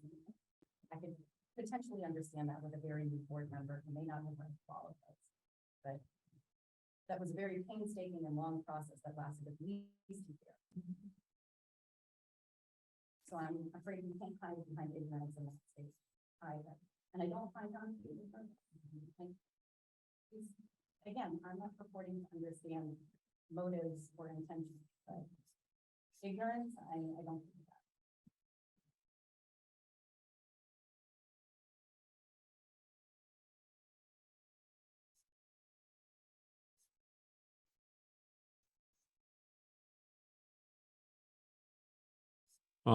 Bylaw 9121. In discussing the duties of the chair, the chair will be the public spokesman. This is item number 9. The chair will be the public spokesman for the board at all times, except as this responsibility is specifically delegated to others. And I did not delegate any responsibilities to you, John, to communicate with anyone, anything related to this process.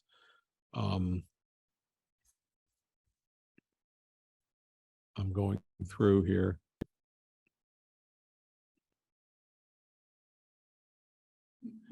The Board of Education, this is 9150. The Board of Education may from time to time engage the services of qualified professional consultants. The kinds of assistance may include, but will not necessarily be limited to, conducting fact-finding studies, surveys, and research. Provide counsel or services requiring special expertise, assist the board in developing policy and program recommendations, and personnel recruiting and searches.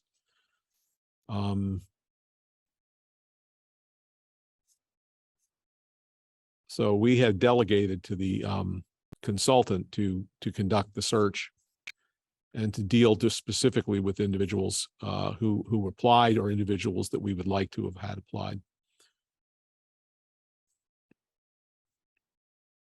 And there's section 9222 on censure. The board may vote to censure or reprimand a member by a 2/3 vote of the membership of the whole board. If the board is considering censure, keep in mind that censure has no legal effect and that the legal questioning regarding the potential violation of an individual's First Amendment rights is still unanswered. The chair should consult with the board attorney for further advice. I think if you're going to provide a motion, I would like to have it reviewed by council before it's adopted. That would be my recommendation based on 9222. Look, I will defend as far as I am able to the free speech right to every member of this board. You have the right to speak as individuals. You do not have a right to speak as board members, but you do have a right to speak as individuals, but you need to stand apart. And I strongly recommend that if you're going to speak as an individual, that you say, I am here.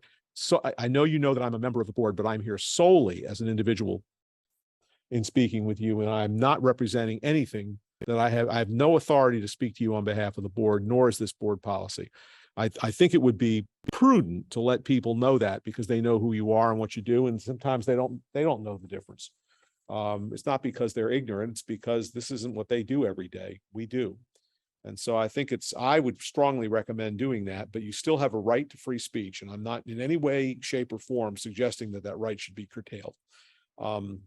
But I am suggesting that when someone writes a letter to the editor of the paper, they should not say that I'm a board member and I know these things because I'm a board member and an officer.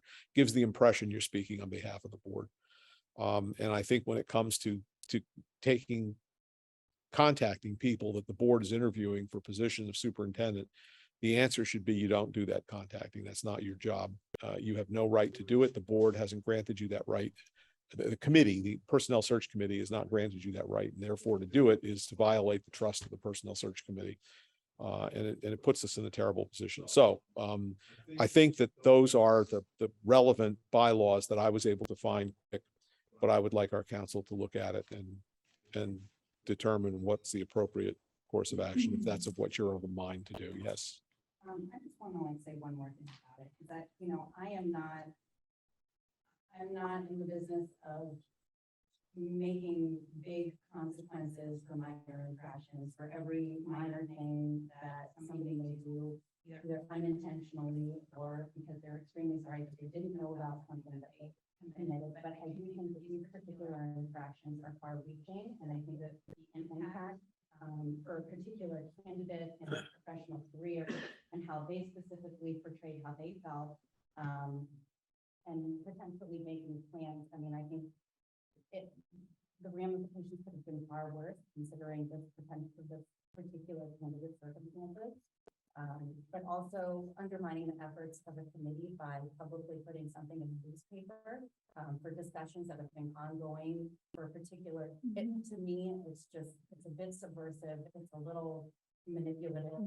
And, if that wasn't the intent, then, I don't want to say that it was, but I do think these particular infractions had far-reaching consequences.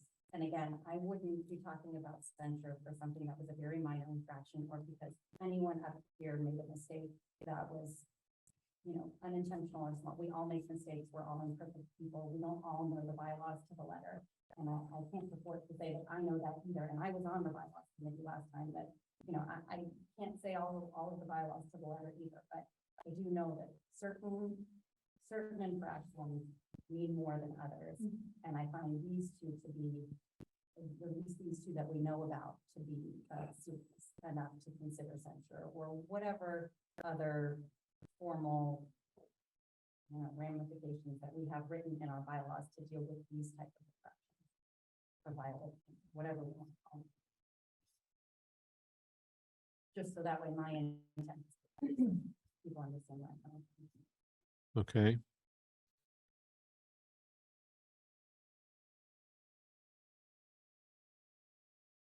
So do we make a motion? And then we discuss?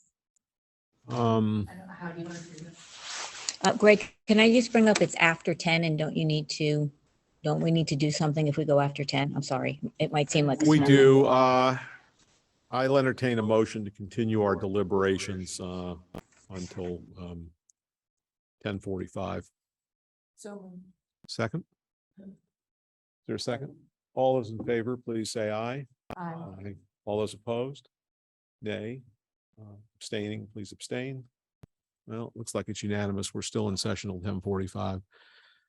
May I ask a question? Yeah. In addition to censure, if that is something on the table, is there anything in our bylaws that would prohibit John from being on executive sessions or in any other place where we have privileged information? That I do have to say, John, it's going to be very difficult for me to speak freely in executive session based on your actions. And I think that harms everyone. The In answer, that, I yeah. don't think I'm speaking alone here. I mean, I don't trust you right now, basically. I'll just come out and say that with privileged information. the answer to your question is no, a member may not be, you can't vote a member off the Board of Education and you cannot prohibit them from attending executive sessions. They have a right to attend those as a member of the Board of Education. What you can do, if you believe that this person will continue to disclose information, is you can go into court. You can seek a mandatory permanent injunction, barring them from disclosing information in executive session, which could be enforced by the court through its contempt power. And that's all you can do, according to our counsel, if you want to interdict or stop potential disclosures. Well, and then may I ask, is this why this is being recorded for, in public session? Is this being recorded? Is there like an ulterior motive you have here that this may be used against us? I'm just trying to figure out what your strategy is here.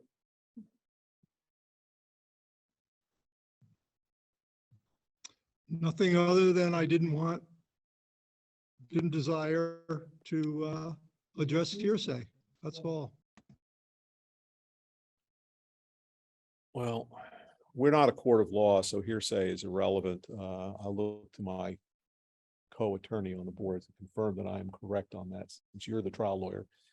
But I don't think, we're not here to try someone and find them guilty. No, I understand that, and I do agree with that. But what I would say is, as I'm sitting here and kind of hearing that John may have said something to a candidate and then it got back to another person, to another person, to another person. And, John says, well, I only said X, and the candidate is saying, well, he said Y.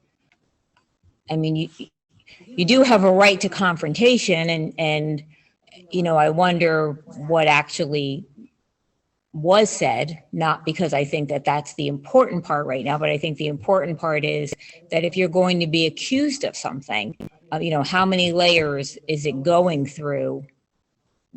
It's like that telephone game. How many layers is it going through and Well, what are we hearing and what actually happened? well, I wouldn't base any such item on the agenda based on the fact that somebody called somebody who called somebody else who got back to me or something like that. That's why I asked Dave Irwin to investigate personally and to make a phone call. He's our consultant. He knows how to ask these questions. He's sensitive, and he did. And this is what he reported back to me.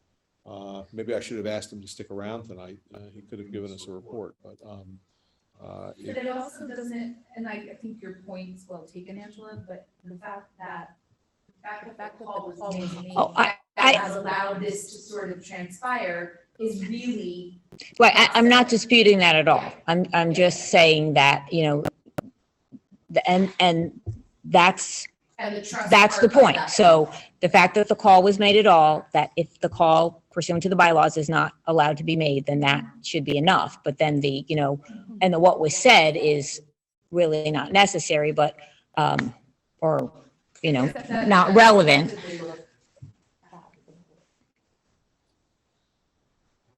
all right. It was asked before of me what I was planning to do here.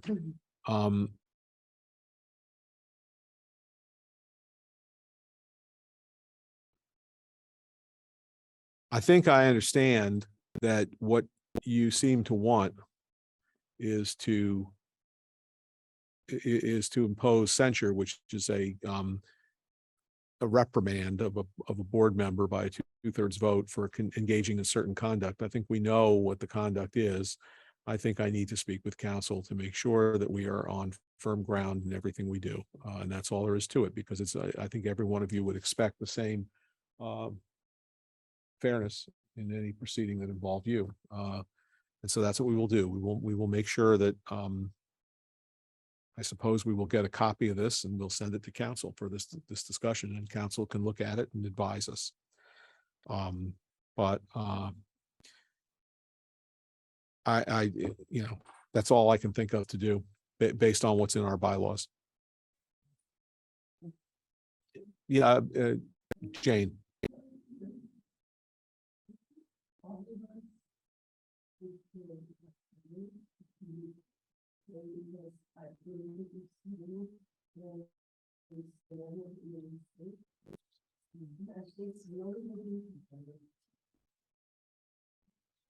Oh, you're asking me to make a mistake. I read the confidentiality agreement. Nowhere does it say that it's against any bylaw or to contact a candidate when I was basically invited to do so by their own information that they provided.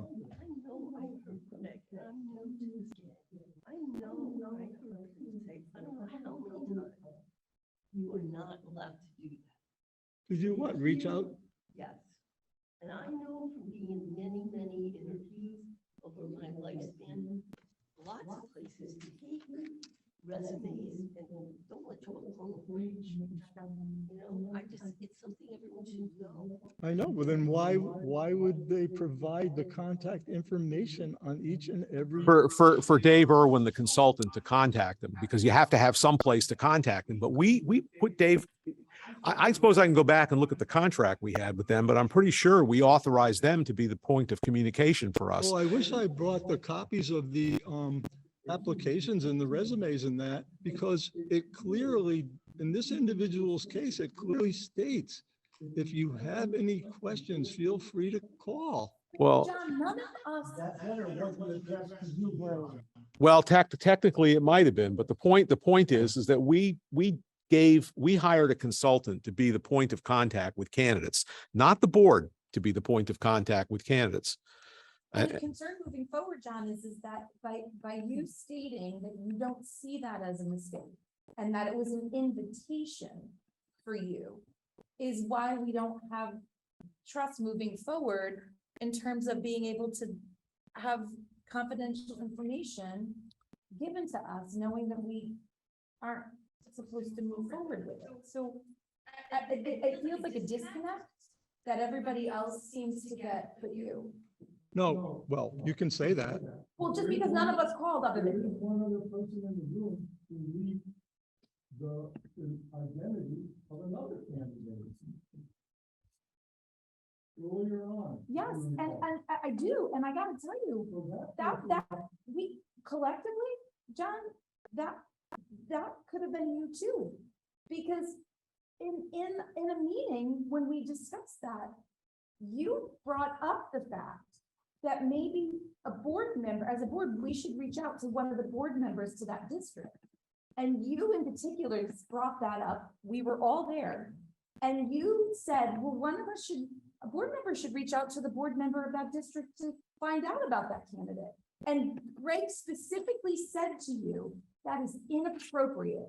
Nobody is to reach out to another board member in another district about a candidate because we would never want that candidate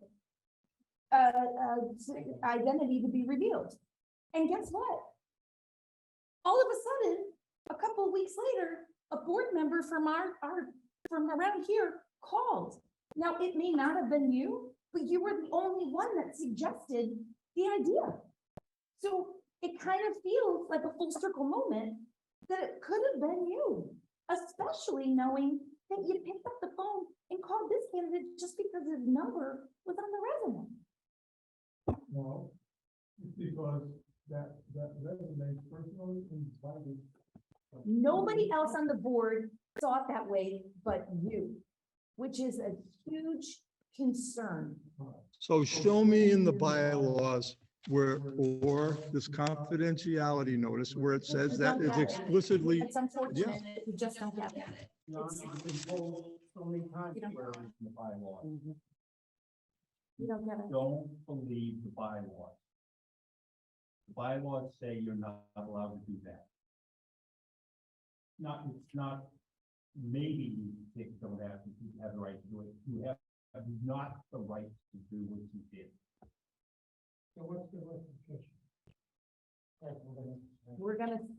He's gonna find out from the attorney, we're gonna come back and we're gonna vote on censoring.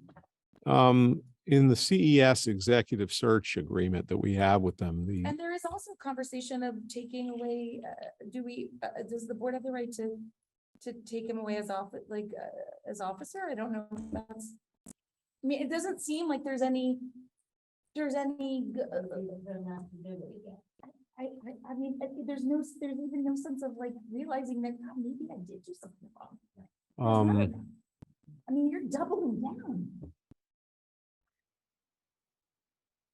well, I mean, the recruitment executive is given the following authority and to initiate contact with prospective candidates, to pre-screen and process all application materials, to screen application materials for the presence of detailed and measurable performance criteria, conduct pre-board interviews of selected candidates as necessary, and recommend candidates for initial board interviews, structure interviews with board, insist in the final round of interviews, candidates using detailed and measurable performance criteria. And so what they're basically doing is they're the ones that are organizing all discussions with candidates and with their materials. We're not doing that. It's not something we do. I don't know, John. I mean, it's common. I think it's common sense that people who serve on a committee don't go off freelancing. It's just common sense. I mean, you're on a committee. You work as a committee. You don't work as an individual. I mean, I don't know what more to say. This has been said many times in the past. I've heard this told by prior board chairs, when they would talk to the board about these issues, they would always say, this is a committee. You are not an individual. You are a member of a committee, and therefore the committee speaks, not you as individuals. And the person who speaks for the committee is the board chair. And that's been told to me for the near 14 years I've served on this board. So maybe we can have a better way of getting that board members to make them understand the repercussions. Well, I can tell you what, see, here's the thing that bothers me, because executive session and this, and the Personnel Search Committee is like executive session. But it's not, it's even more, it's given even more protection, because you don't have to post notices of meetings of an executive search committee. You don't have to allow anyone in, and there's no FOIA request from an executive search committee. It is completely an opportunity to conduct an interview and to do it in a very disclosure-free process to protect the identity and to protect the interests of the parties you're interviewing. And so we've got this, we formed this committee, and we cannot have people out doing things other than what the committee's authorized. It's really the nature of the beast. I don't know how else to say it.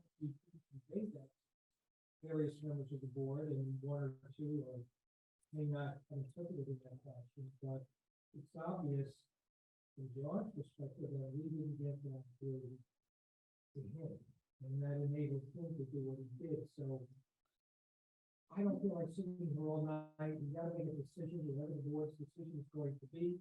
Let's make it and go from there.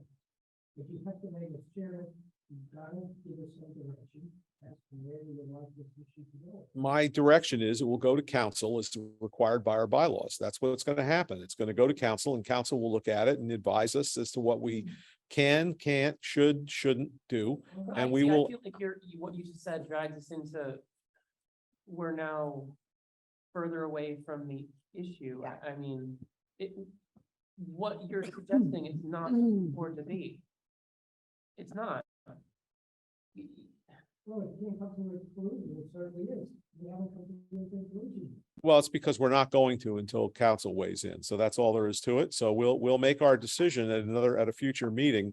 I would also just ask that when you're making this decision, because John, and I don't know if I'm the only one who feels this way, but since there's no remorse, no sense of any kind of possibility that you crossed a line, even if we do come back to collectively censure him, there's nothing to say that because he didn't get it, and we couldn't be more clear that he wouldn't do it again. So I would like it to be very clear from the attorney how we would move forward if this behavior were to happen again by Well, John yeah. after he's been censured, because I think that needs to be laid out very clearly for him. So we're all on the same page. Well, and I think that we may have to change procedures in the future on how we conduct these things. And I hate to do it because, if we can't have an honest discussion in executive session, then we can't function. You're not gonna give us information because somebody can't keep their mouth shut. Well, no, but there are other ways to parcel out information. We could in the future do what some boards have done. I think we've even done it in the past, which is we could pass out resumes as people are walking through the door, and we can collect them at the end of the night. Yeah. And you can't take them with you. And that way you don't have their phone number. I mean, if that's what we have to do, that's what we'll have to do. We could construct specific rules that say under no circumstances will anyone but the search consultant Just like contact children. candidates. And yeah, we pretty much, that's what we'd have to do. If everyone wants it abundantly clear, we'll make it abundantly clear. Maybe we'll form a committee to come up with a list of suggestions.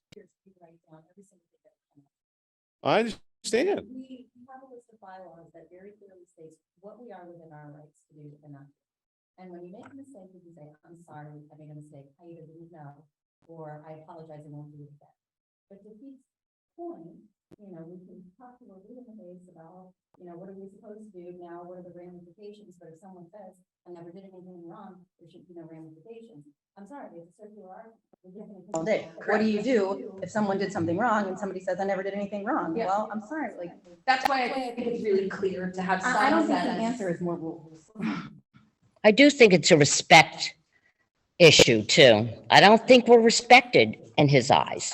I honestly don't care. I just want to be very, very clear about, well, because this. I guess so. Like, just be very clear about what happens next if this behavior continues. That's all. I just think that needs to be laid out very clearly. From where I sit, there has been a concerted agenda to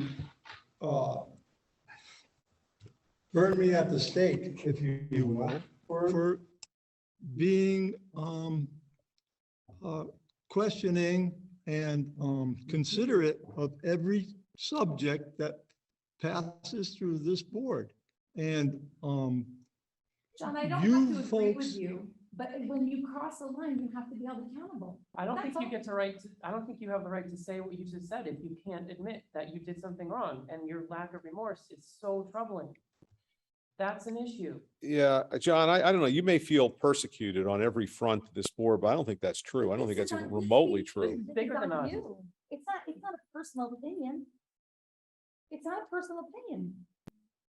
Well, I take issue with, though, with John's characterization that there's an effort to burn him at the stake. I mean, first of all, we elected you the treasurer of the board, for God's sakes. If we disrespected you to that extent, we wouldn't have elected you treasurer as many times as we have. So, I mean, I don't know what we're talking about here. I mean, we have never, I mean, look, we have never gone into these issues. The only thing people are complaining about is this conduct. why would you have enough confidence to elect me twice as treasurer? But now all of a sudden, there's a whole litany of things that you feel that I Because you transgressed called on. a candidate Simply because you thought you could, that you had the right to move aside from the board and go rogue on your own agenda. I never did that. I never spoke for the board. You don't call, it's common sense. It's just common sense. It's completely inappropriate behavior.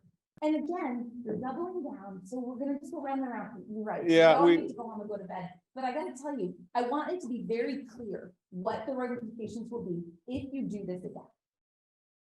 Because it won't just be censure. Yes. Well, is there anything further anyone wants to add tonight, or do we want to adjourn and this meeting? All right, I hear nothing further. And looking at the agenda, which disappeared now.